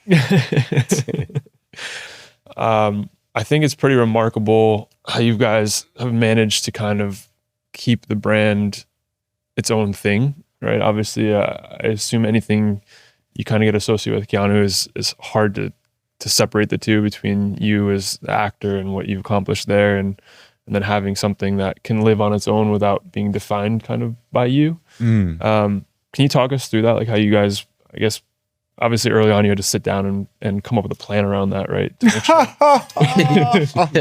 A plan. No, I mean, I think that was probably just born out of like who we are, I guess. Yeah. You know, it wasn't just, I mean, in terms of like the way we promoted the motorcycle in the beginning, it wasn't like, here's an arch and here I am. It was like, here's an arch and here we are. Yeah. It wasn't like, hi, I'm Keanu Reeves. And this Have you is- ever ridden an arch motorcycle? Yeah.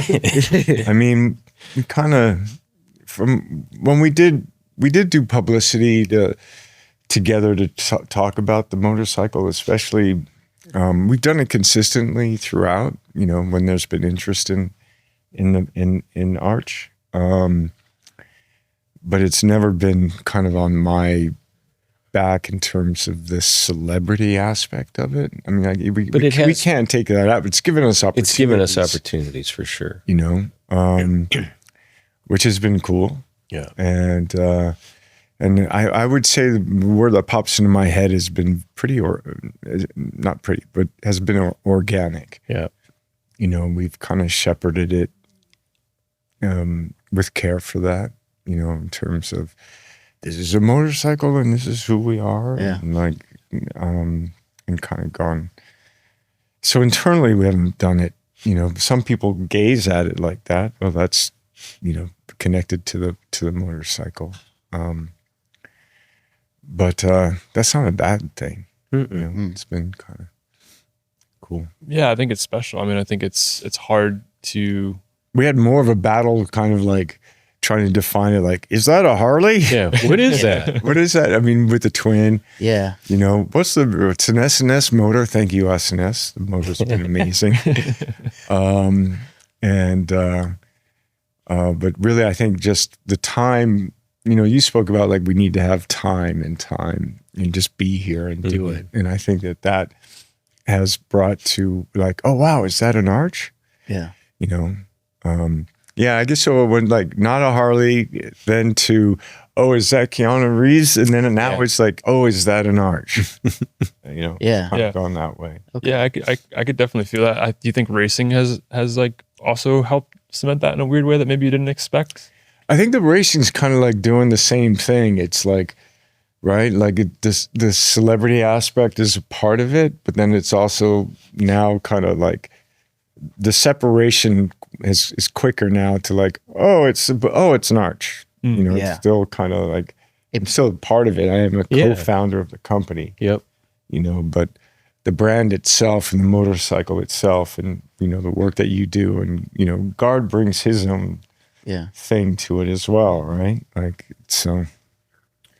Yeah, it's been fun to watch it kind of develop its own ethos, you know, in a way. Yeah. It's been really cool. I think it's also been funny. I mean, obviously in the industry, so I know most of the brands that exist other than the Chinese ones that I kept stumbling across at EICMA, but I feel like I know most of the motorcycle brands, but there's so many people that still like have never heard of Arch, which, you know, racing is still a small world, but like it seemed like through that more people were like, oh, I didn't know that was a thing. Yeah. You know, and that's been for kind of sure. fun to experience as well. Outside of people trying to figure out why our bike is pink, you know. Fuchsia. I thought it was fuchsia. It's arch Magenta. Archgenta. We're working on the The patent. terminology. Yeah. Okay. But yeah, Patent pending. I do like the color. magenta, fuchsia, archgenta. Yeah. Yeah. Everything just. Well, it was part of that color was part of trying to like kind of create our own thing too. Right. I mean, it is a continuation of the kind of stuff we always do, but we enjoy, like just. I kind of want to take credit for the Archcento. Well, yes, absolutely. I mean, when we were looking at colors and like in that room, I was just like, what about pink? Yeah. I will say, when you guys rolled up at Daytona, I was like, whoa, that's a statement. This guy's got chrome shoes on, big pink trailer, pink everything. You got this tent that covers like 6 garages. I'm like, dude, these guys came in with a statement. And you guys designed it, right? Yeah, we should talk about that. Was a lot of Corey. I love that Corey, when we presented him with the color choices and then we told him which was our favorite, that he was like, really? You guys can do that? Like, he was concerned.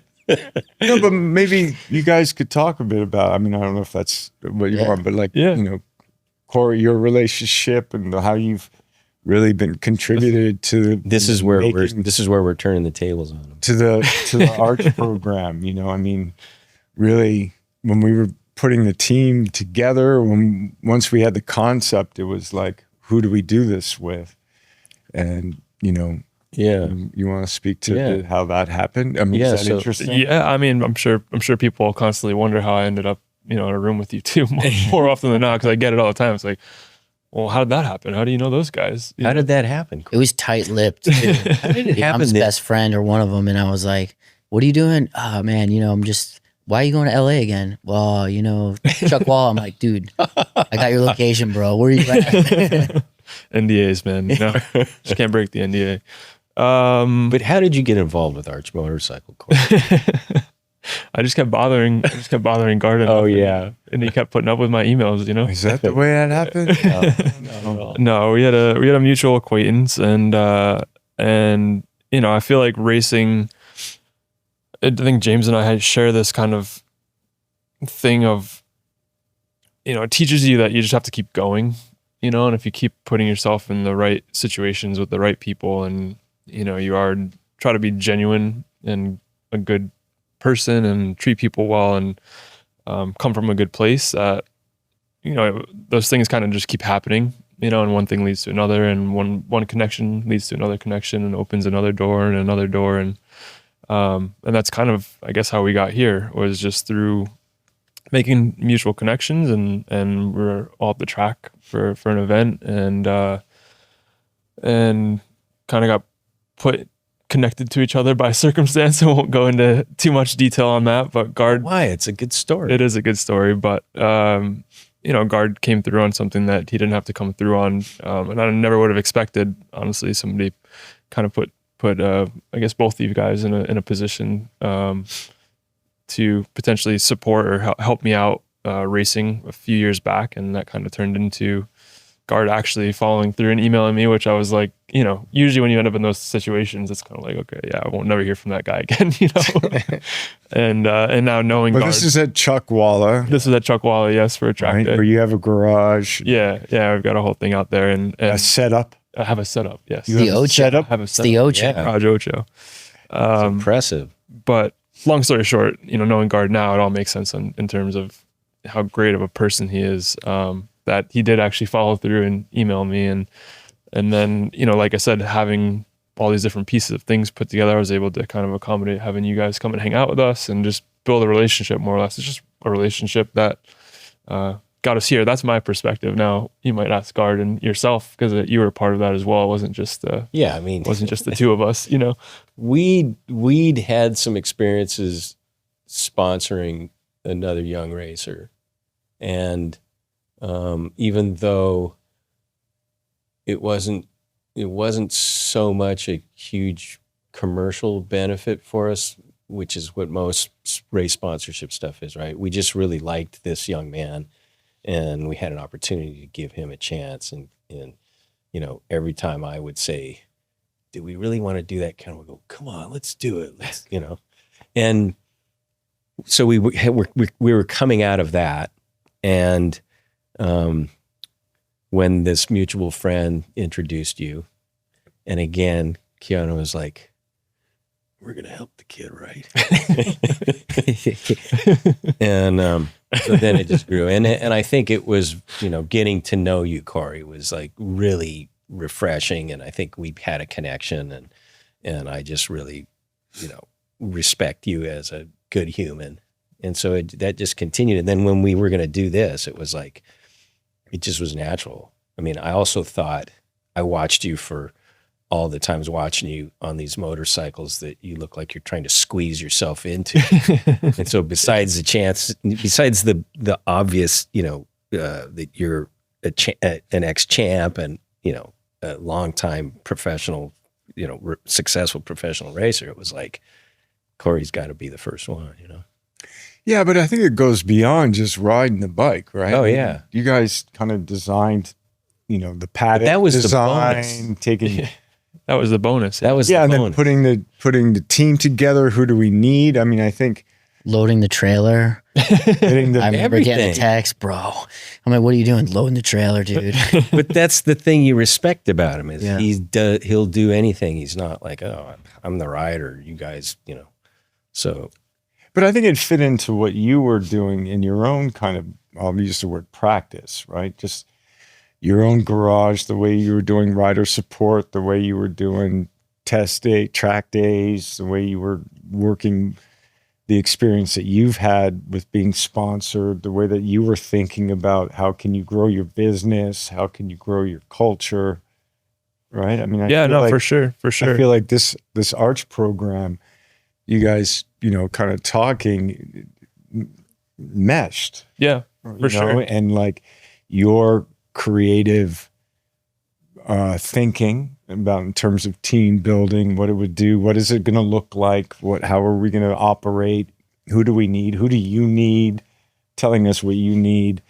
I think it was a really organic fit to how Arch looked, ran, who we hired, what we're doing, yeah, well, and how we had ride the bike. we knew nothing about any of that, and he did really. I mean, he would bring people and say, "Well, what do you think about this guy?" I'd be like, "Well, if you like him, let's Yeah. So It's going okay so far, but yeah, it's been. I do feel like a lot of the stuff that as James and I talk about a lot, but it's just I only know how to do graphic design stuff because of racing, because I had to learn how to make my own posters when I was 14 years old in middle school. I was making my own posters because I wanted to have stuff that looked cool. Yeah. So over the years I taught myself graphic design, and then it was like, well, James needed a logo for his suit, or he needed a suit design, so I designed James's suit. Or I didn't have a team to race on, so I had to figure out how to start a team or work with my uncle to build a team. And so yeah, the Arch thing coming about was kind of like a opportunity to take all the things I've learned, and luckily you guys have been super gracious in allowing me to do that, because I don't think a lot of other teams that started out would be like, let's have the rider handle everything, Yeah, but you're not a rider. I mean, you essentially stopped racing, and for a hot minute, we both did. Like, we both kind of fell off the map, and you had to build your own program, and you built your BMW your Cow to BMW program, which really set the stones for you to take on a project. Without that, I don't think you have the capabilities to build it out and have the people, the know-how, and that. And so I think it goes back to really like all of your experiences coming together and funneled into one opportunity that came in. You took the chance and went, yeah, I mean, I'm just going to have to, from my perspective, from the outside, right? I think it's also kind of funny. Corey's designed every single custom suit I've ever worn. that's awesome. Yeah. So we've been Even now, I'm still doing the Harley stuff, believe it or not. I Well, design all the Harleys too. NDA, I don't know if I said man, that on NDA or not, but NDA. That's cool. On NDA. yeah, we're all NDA'd here. It's all fine. We don't know what we're NDA'd about, but we've got them signed probably somewhere along the way. But yeah, no, it's been a very surreal. I mean, I don't know. This year, like laying in the corkscrew at Laguna with you guys was probably like was just like an aha moment of like, how the fuck did we end up here? What's going on? I mean, we all probably thought that, for different reasons. Know? But that was kind of the culmination of all of it. And it was, it's been really, really special, really cool to be a part of, and unique. Has there been anything that you've kind of learned through this process, either of you, from racing that maybe you didn't expect to get out of it? Oh, what expect to get out of it? yeah, I mean, I know you guys have been watching racing and you've been in MotoGP and you're enthusiasts and fans, but like actually being a part of the process of racing where you have some skin in the game versus just being a fan, has there been something new or a new feeling or a new, I mean, I watched you stress out on the, No, I don't, my skin in the game is not, I mean, you guys are really, but you have a connect, for me at least, anything that I watch, whether I'm cheerleader. football or whatever, Yeah. when you have a connection, maybe it's skin in the game, I mean connection, like you're emotionally invested in something. You have a dog in the race. You got a dog in the race, yeah. Or the horse. Fuck yeah. Yeah. I guess it's given me a great appreciation for being a fan. But yeah, no, I like the ambition of it and having a goal, and I'm happy that we've had a little bit of success, so it feels like we have a chance. It sort of keeps you going, right? But hopefully it comes across, everybody understands how much you've been involved in making this happen, because I don't think it would have happened otherwise, So I appreciate that. Yeah. Thank you. Yeah. Sorry to interject, but the one thing that I couldn't expect, because I had no experience about it, but is how emotional or caring about wanting to give you a bike. Or, you know what I mean? You riding the motorcycle, like every time we had so many like shit go wrong where you couldn't ride the bike, whether it fucking leaked and you fell or another fucking transmission blew up. That is what really, I couldn't expect to know how to feel about that because I'd never had it. But like, that's where like that responsibility, the responsibility of like, just like, and that started even, so I didn't know about like, I'd heard about like, well, that's racing or like shit's going to happen and break. But like, even from test day one, when it's like, the bike won't start again. Yeah. Like, that's racing. Yeah. But that's the program. But like, I'd heard that, but I didn't know what that would feel like. And so like what it's like to just every time there was a fail for you because of the bike that we were providing, I didn't know how that would feel or what that would be. And that was just like I don't like it. Yeah. No. Also, I wonder like how involved are you, because I've seen you at all the races. I'm not involved at all. Oh, okay. So I've seen you at all the races, so I know you're the, like most of the races, right? yeah, I went to all the races. Yeah, okay. But like, but I don't do anything. So that's why I'm the cheerleader. But but also it's part of the culture, I guess, of what the team. I'm a part of the culture of the team. Yeah. But I don't do anything. So other than I'm a cultural representative. Most team owners aren't getting their hands dirty. Well, I don't. Yeah, so I don't. So do that. you're being a normal team owner. I'm the one that's screwing things. We're trying to keep his hands cleaner this year. They're really hoping to get me like next to you with a pom-pom this year. Yeah. Yeah. Well, if that happens, that's because we're giving you something that you can ride. Yeah. Yes. And win. Yes. Because I want to win. Yeah. We all want to win. We all want to beat James really bad. Yeah. It's tough, man. Like it's tough from my point of view, because I am a cheerleader, because of, like, obviously Corey first and foremost. Like, I've raced with him most of my career, and if I don't win, he's the guy I want to be there. And like when I looked back in Mid Ohio, I was like, no way, let's go. Like, so there's nothing more than I want to have him on the podium with me or whatever. I don't want him to beat me, but if somebody has to, I just want it to be a good race. So it's tough, but what I do love is I love the ambition, and I do like the, I feel like because me and Corey are so tight, I feel already, I don't know, somewhat connected to the team a little bit. So like, feeling it as well, so when you guys do well, it like, yeah. Rolling in the pits, I'm like, we're like on the board at Mid Ohio, I'm like, where's 23? I'm like, yeah, nice. So I don't know. It's just weird. I think maybe as well as I get older, like when I was 21, I don't think I would do that, because I was so savage about trying to win and second place sucked. But now that I'm 34, like I'm stoked for a lot of other people and the culture and the motorcycle industry, like I want to see it grow. I want people to be here. So it's quite a bit different. Yeah. But I am rooting for you in the second tier. Thanks, champ. Yeah, I don't know if we can say the same. We are rooting for you, but we want The to Hog Hunter. I had all the names thrown at me. the Hog Hunter. That is a good one. We're the Hog Hunters, though. I know. Yeah. Really? Okay. Yeah, we got to get I some hadn't stickers heard that made for one. the back of the Really? Yeah. Doing some hog hunting. Oh no. But Gard, I got a question for you and Corey. This is like kind of two. Have you had to have any adjustments, like creating Arch with Keanu, and then Corey? Has there been any sort of pressure now being a part of a manufacturer? Like, this is your first technically manufactured ride. Like, so you are now a leg of, you are a vocal point of the brand, right? Something like for me with Harley, like I really had to take that on and know that if I did something, or, say if you had a mechanical and did something where it goes viral, like you're now speaking for the brand. So have you had to have any adjustments? And then Corey. I think we're like Keanu uses this expression a lot, open kimono.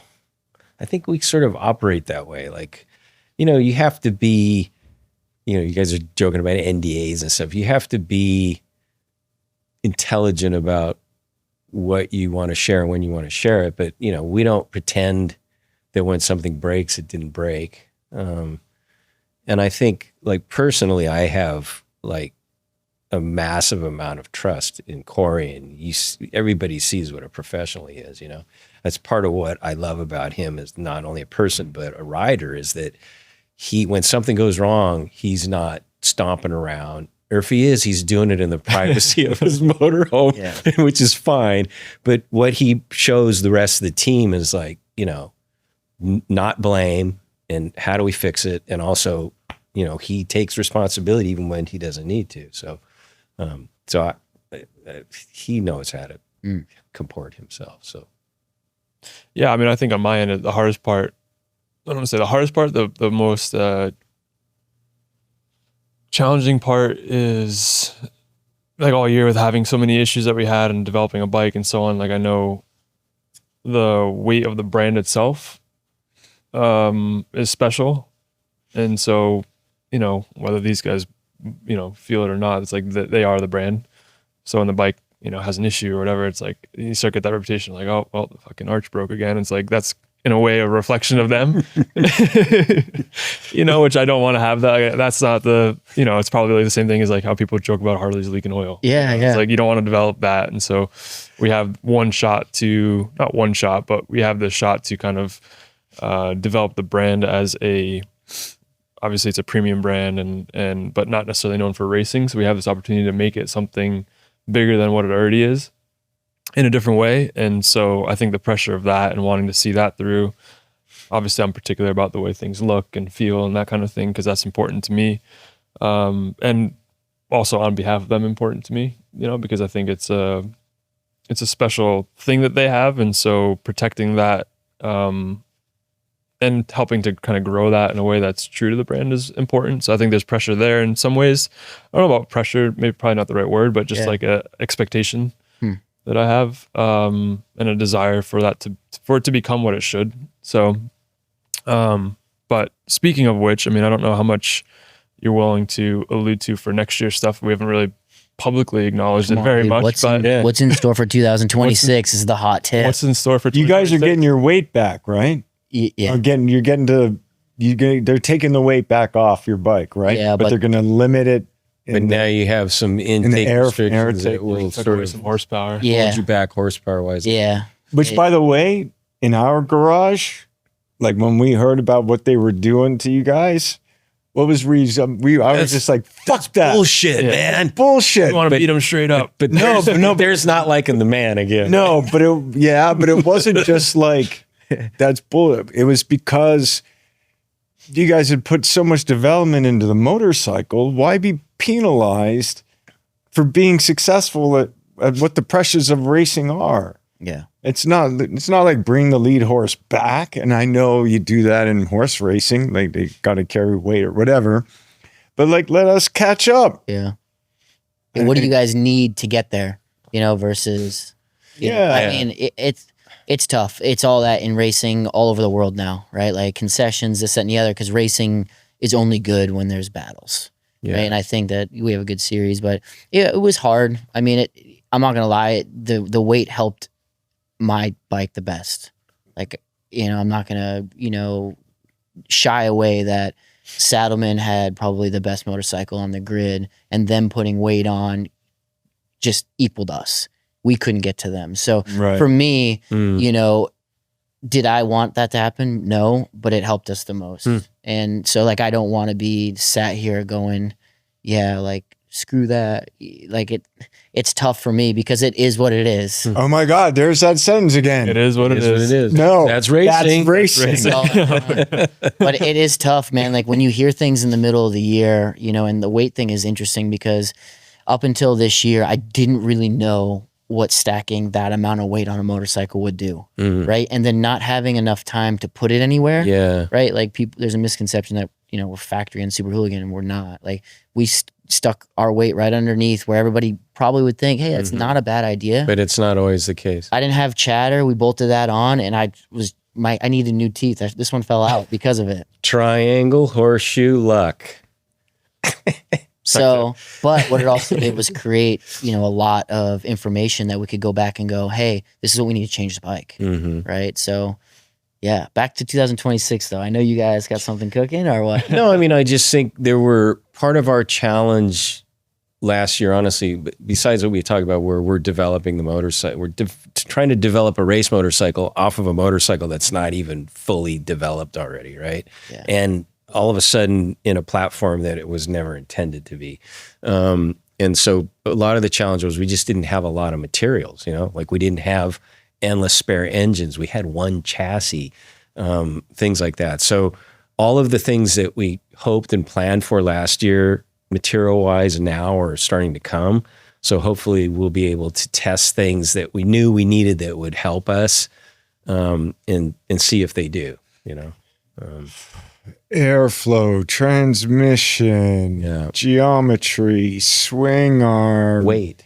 Weight. Our bike is not light, even as light as we've made it. It's, obesely heavy. Is it? Yeah. And It's like 700 pounds or so. yeah, roughly. We're hoping to get under 700. But Never. yeah, man. So it's horsepower, it's rideability, it's transmission, it's Reliability. I mean, it's all the usual suspects. Sounds like a lot like my off-season program too. Yeah, I mean, I think it's we just. When will you ride your bike for the first time? I don't know. Actually, They've been riding it once a week since the season ended. Has he? Yeah. no, I'll ride it in 2 weeks in Arizona. The Hooligan, though. Yeah. Talk about Yeah, for the first time because I think Saddleman was there. the day after us. Yeah. So you'd be riding the same bike as the Saddleman bikes. Yeah, Okay, Yep. good. so with a few tweaks. So you're riding for Saddleman? Is that you heard Yeah. it here first? Yeah, I mean, it's the worst kept secret. I mean, our team shut down, so I had to go somewhere, and I don't think Harley wants to not retain the number one. So That's a big team now. How many riders will Saddleman have in Hooligan? 4? 3, NDA. 5, 6, 7? I can't get into that, but I'm under NDA. I'll ride a Pan Am next year for sure. Yeah, So cool. and I'll try Awesome. to see if we can't race against you guys. We're racing in Super Hooligan. Are we saying that we have 2 riders? Yeah. Official? Okay. Yeah. This is the juice I want. It's a hot take. Well, this is how we ended the season is, the goal was that, it took us till the last race, but we tried to do it earlier and it just came back to that not having enough materials and to make it happen. So 2 riders, Corey and Jeremy McWilliams again. Okay. And what we haven't talked about that was really a big part of deciding to do this too was the opportunity to tell stories again. And so, everybody saw like cameras running around and following us, and we're working on season 1 of the arch racing, and hopefully to help tell stories, to show the human side of what you guys do, and hopefully help the sport in the West. Support MotoAmerica and I think it's really cool. We'll be doing that again. Let's Yeah, shout out to Rolling Rolling Sands, Yeah. MotoAmerica, Super Hooligan wouldn't exist Super without Rolling. Mission. Yeah. Thanks, guys. I mean, just for the series to exist, Yeah.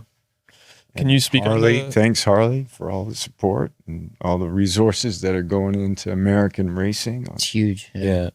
Yeah, for sure. Revitalized my career. Like it's Harley Davidson is fully. That's awesome. Yeah, so it's but again, like just being able to race against the diverse manufacturers in Super Hooligan is what I think is so cool. It's kind of like what Bagger started as, like super raw racing, Mhm. and like this, like I say it all the time, but I'm like, we have to keep it raw enough where the racing is so super good. Yeah. And I just like the vibe.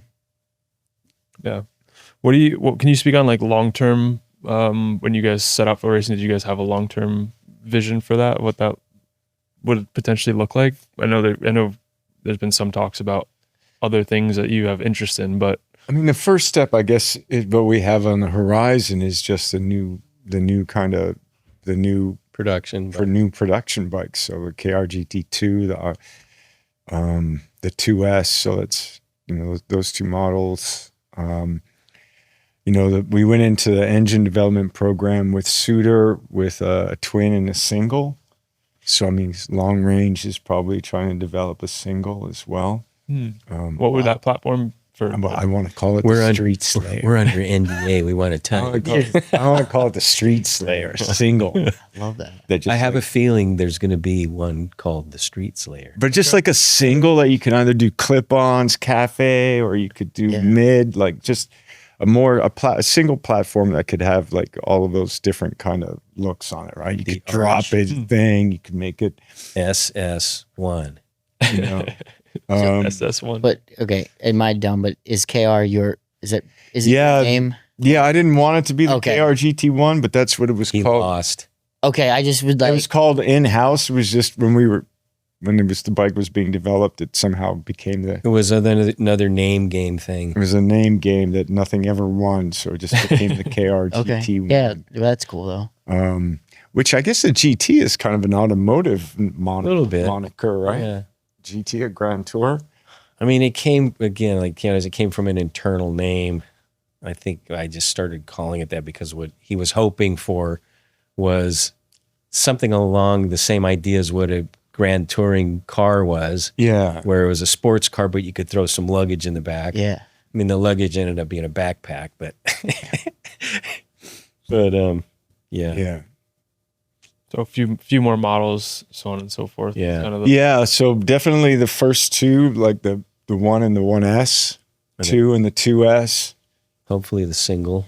And then, the single. And then we also want to do a kind of, we have that, the method, the third model is really was born out of in the automotive tradition as well, which was like, let's do a concept bike and then trying to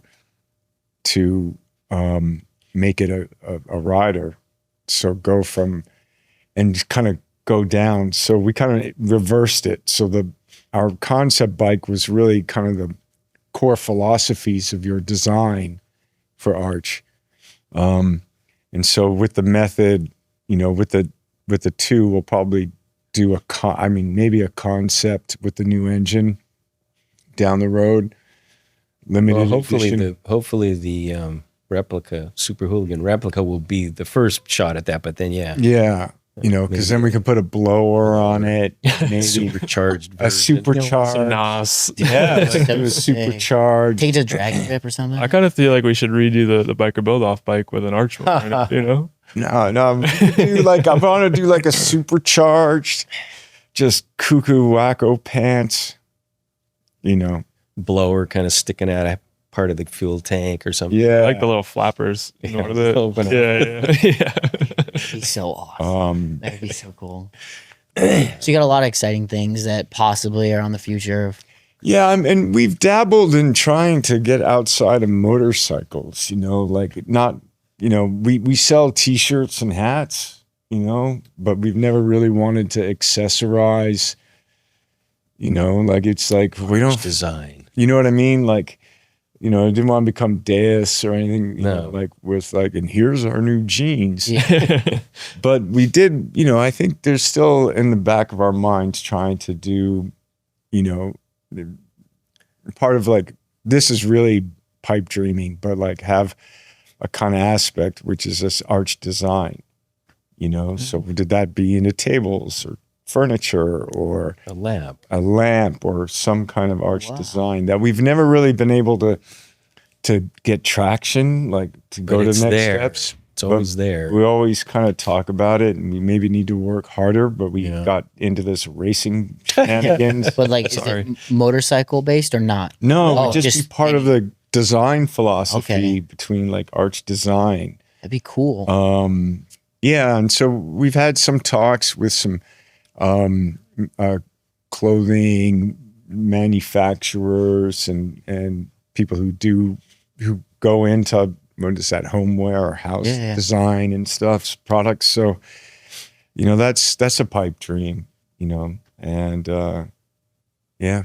I think that stuff's really cool. I've spoken with Gard about just kind of like different things that seem like such a natural fit for the brand. It's kind of like what you're saying, it's like Porsche design. Yeah. Right. How they do that kind of a thing. But it's like almost like, obviously not everyone's going to buy a motorcycle because there's only so many people that ride motorcycles, and then there's so many people who can actually afford to buy an arch otherwise. But you could also reach a lot of people with the same kind of like ethos that we talked about. Take the arch pen for a ride. Yeah, exactly. I think what's really cool is that it never, like, this doesn't stop. Like the dreaming, like that's really cool. Like for me is, these ideas are like the same ideas that we, just even like building a studio, but it's like you have these ideas that are pretty far out there, but within reach. It's, Isn't there a phrase for that? A pipe dream? Man, that was something I wanted to ask you, Keanu. Like, what's it like to be able to feel like you can? I imagine I can feel like I'm speaking for you, but being able to imagine doing things like that, and because of the reach that you have, and so on, where those are actually real possibilities. Is that like does it make it difficult to almost choose what to do because you have so much potential different things you could do all the time that would likely be more successful than if you were just a random guy with an idea? Oh yeah, I mean, I definitely have that. Yeah, that's not apple to apple. Definitely. Yeah, there's some more opportunities. I mean, I go back to the idea of telling stories, and which connects to you and to us and to the arch and to what that is, which is the same as telling the story of a film, comic book, or any kind of endeavor. Our lives are kind of making stories and trying. But in terms to answer your question, yeah, I mean, you want to make your dreams a reality, or it's the creative act, and like, what can you do? What do you, all of these things, we all have to kind of take care of them. Like if for arch design, we'd have to really commit more energy, time. I think we could do it, but it would just be, okay, we'd have to invest more energy and I have my eye on CEO that could really help yeah. move the needle.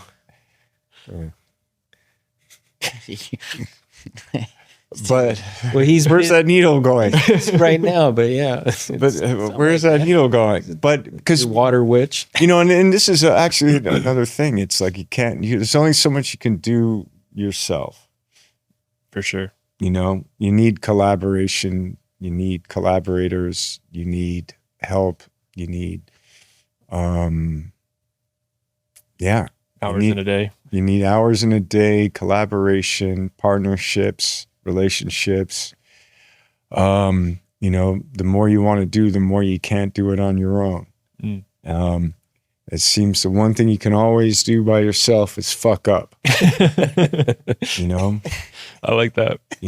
That's something that's always going to be your own. Yeah. Can always just fuck up. Get people to help you fuck up though. Yeah, but you're It's still still the yours, one that but yeah. fucking up.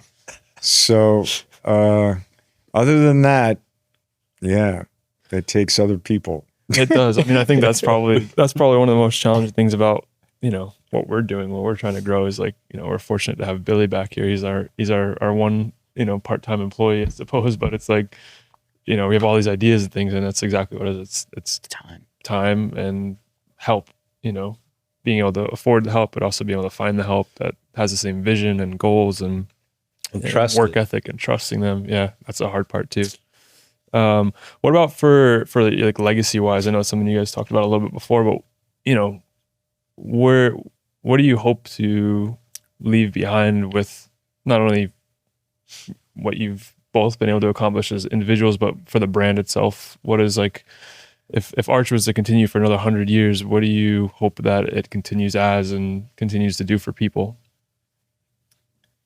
Well, in 100 years, we'll make a really great flying motorcycle hovercraft. A molecular transporter. Or molecular transporter. I think if it was still around in 100 years and it meant anything, that would be, that would be pretty amazing.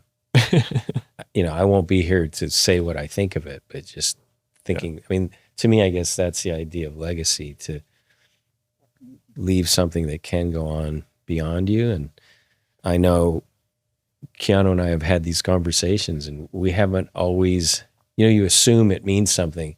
You assume it means the same thing to everyone else that you think it does, and that's not always the case. Yeah. So, But I'm more on board to your point of view of it. Yes.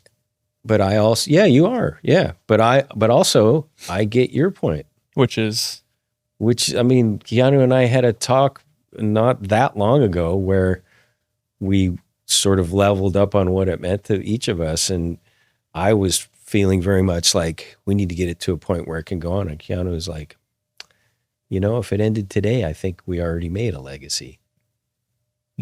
So that, yeah. in a way it was freeing and satisfying, but also, Yeah, and I get the part of what that conversation was born out of was hearing an Arch owner say, like, I'm looking forward to being able to gift this motorcycle to my son. That's cool. And it's like, that's legacy. Yeah. Mm-hmm. But then also to have a brand continue when we're dead, we hope that we can place it in hands that will be capable, yeah, and be interested in, and I think exist, Yeah. And build a strong enough foundation that it means something that can be continued and at least maintain a piece of that, right? Yeah. I mean, when you think of like legacy independent motorcycle, I mean, like, does the Crocker come up? It's like, I remember I brought the Crocker up and you're like, yeah, you mean like the Edsel? Yeah. And I'm like, no, man, those are two different things, man. But yeah, but that valuation of a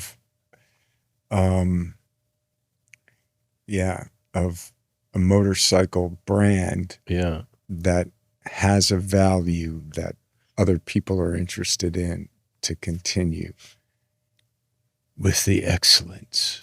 I mean, I guess that's an interesting example. Crocker that still means something and has value, even though there's only a handful of them in the world and it's not a current brand.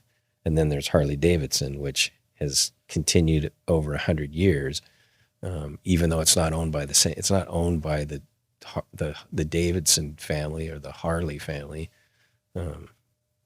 Even though some of their generations may be involved, but remains to be seen. You know what? The story will be, when we're gone, is it still around, and what does it mean? Well, I hope it is. I think it's a very special thing. And I think going to the Arch Owners event was kind of significant learning experience for that, just to be around those people and kind of, the motorcycle is a motorcycle, right? You can ride any motorcycle and still have a visceral feeling. Some are better than others, but it's a vehicle for that feeling. Ultimately though, it's a community and the people around it that I think is what each brand has its own thing. Like why, you might have connected to Norton's versus why Gard got into dirt bikes. It's like just brings you back to a certain time and place that you're connected to. But the owners event kind of was that gave a look into what that looks like. What kind of people and why they're connected to the brand. And that's unique because it's, you have a unique customer base and, but they all were there with like a common interest in mind. And that was they just wanted to ride motorcycles, all the other things that they've got going on, and they're all, successful people and so on and so forth. But ultimately they just wanted to be around other people who appreciated that same thing. And so I think like that, when I look at it, like that's my version of what you guys' legacy is. You created a brand that people are, you've created a brand and a vehicle for people to connect with other people who have the same desire for that same experience. Cool. Yeah, it's special. It's cool to see. And it's also like inspiring to want to help it continue to grow. Thank you. Yeah. I guess I had a couple quick ones. What about favorite bikes? First favorite bike that you had. I mean, the first one's always special. Sometimes when you look back, you're like, what? That actually needs its own category. Kind of. Like the first one, it's almost like, what's your favorite second bike? Yeah. Okay, I mean, you could go like, what's your first favorite? Okay, your first favorite is one thing, and then what's the next one? That's not an arch. Yeah.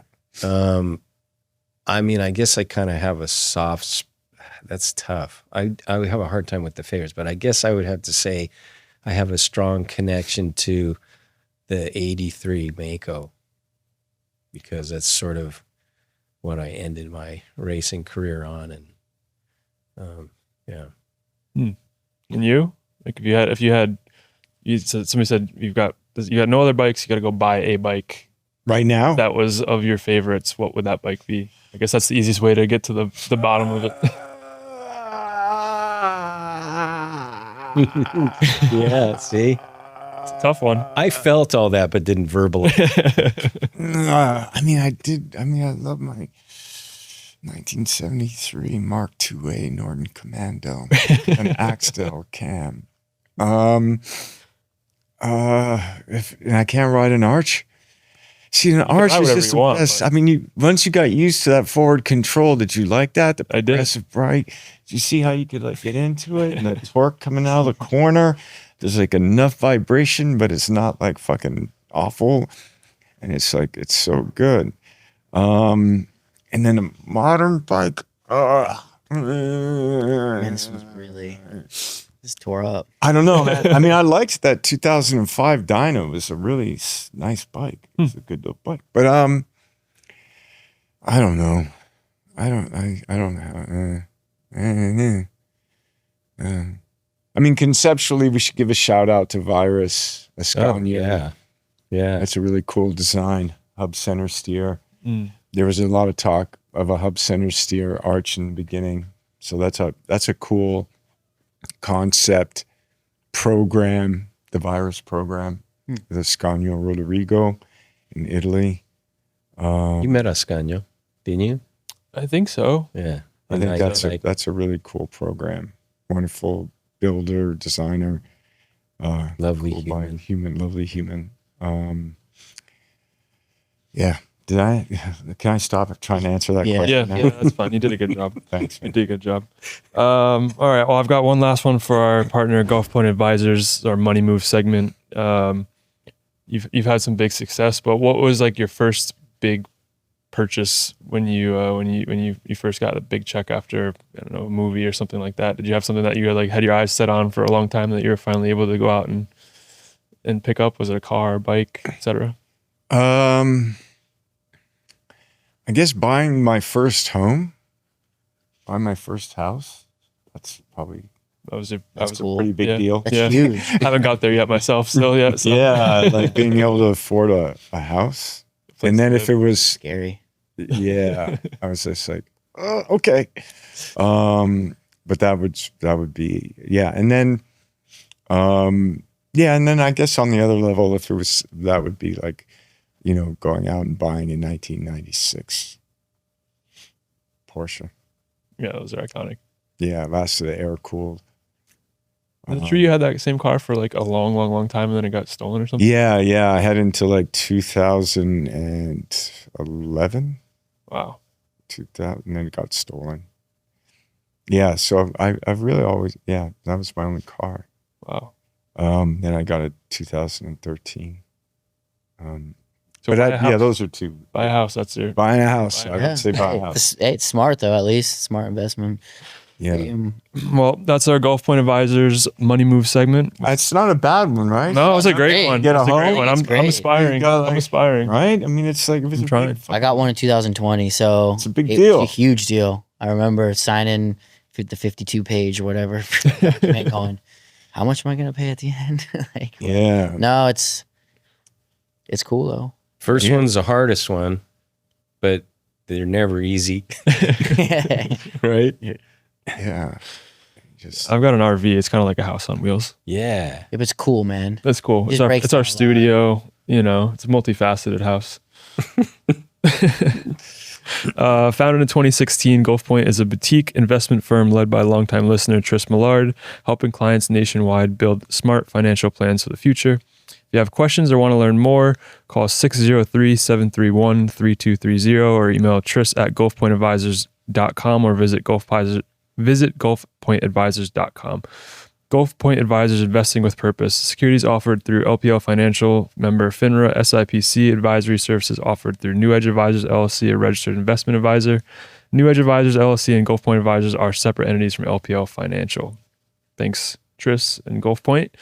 Last but not least, I know we're long in the wind at this point, so we really appreciate you guys for sitting here through this with us on your day off, your one day off a week, Keanu. no, it's an honor. Thank you. I really appreciate it. This is the funnest question though of all. This is the best one. Yeah. So you haven't listened to a full episode before, or probably any episode yet, but James, Gard probably knows where we're going with this. Maybe. I'm not sure if he's listened all the way to the end. I think I have. Okay. Essentially, well, I'm just gonna give you the question. John Wick robbed a bank on an arch, and you were doubled up with Gard. Both of you ended up on death row. What's your death row meal? Death row meal. Yeah. Last meal, last drink, food that you get to eat. What's your death row meal? Last day on earth.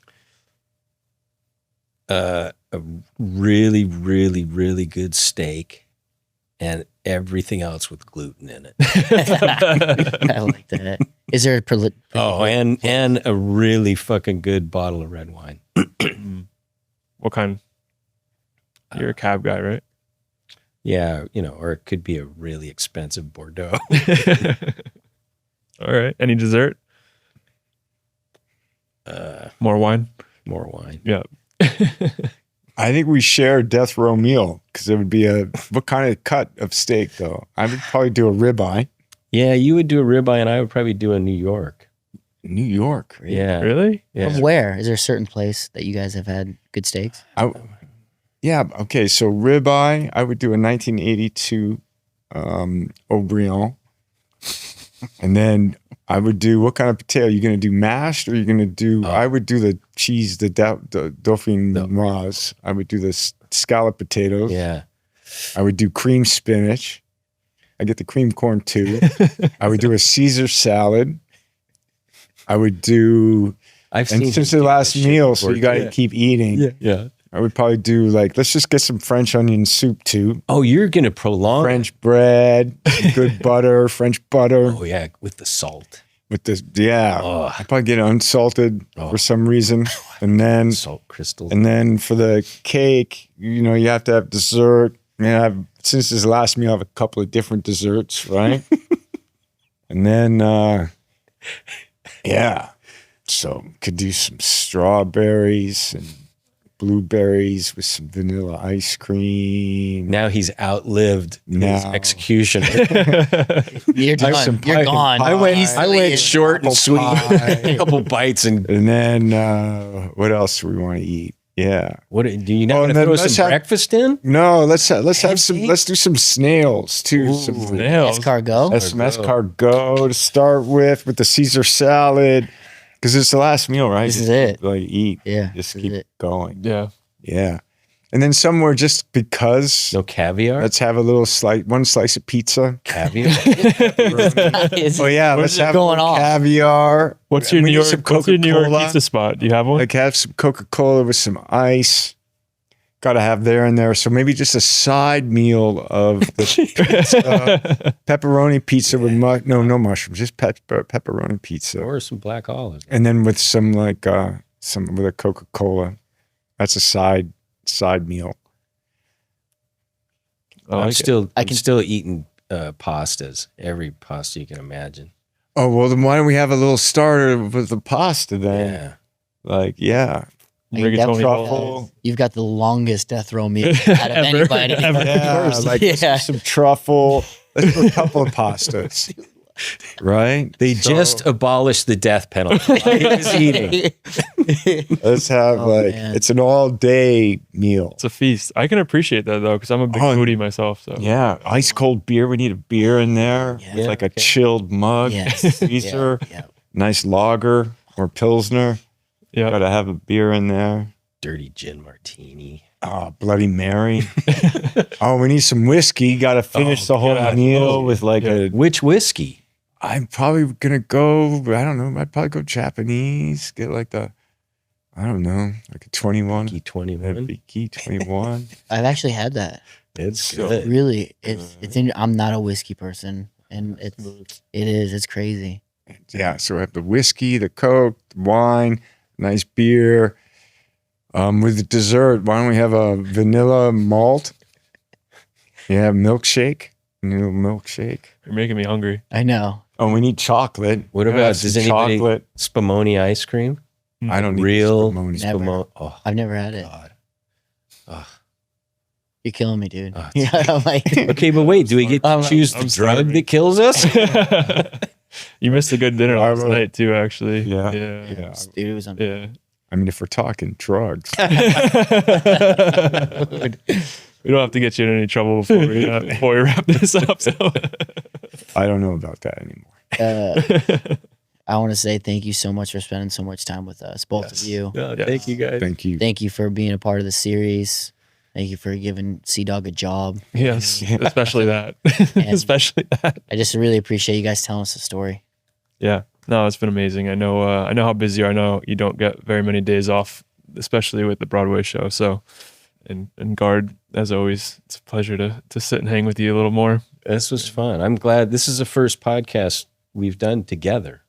I think I it is. And I'm glad it was with you guys. Yeah. It's I very really exciting. appreciate that. Yeah. I learned a Really lot. appreciate it. I Thanks, really fellas. appreciate it.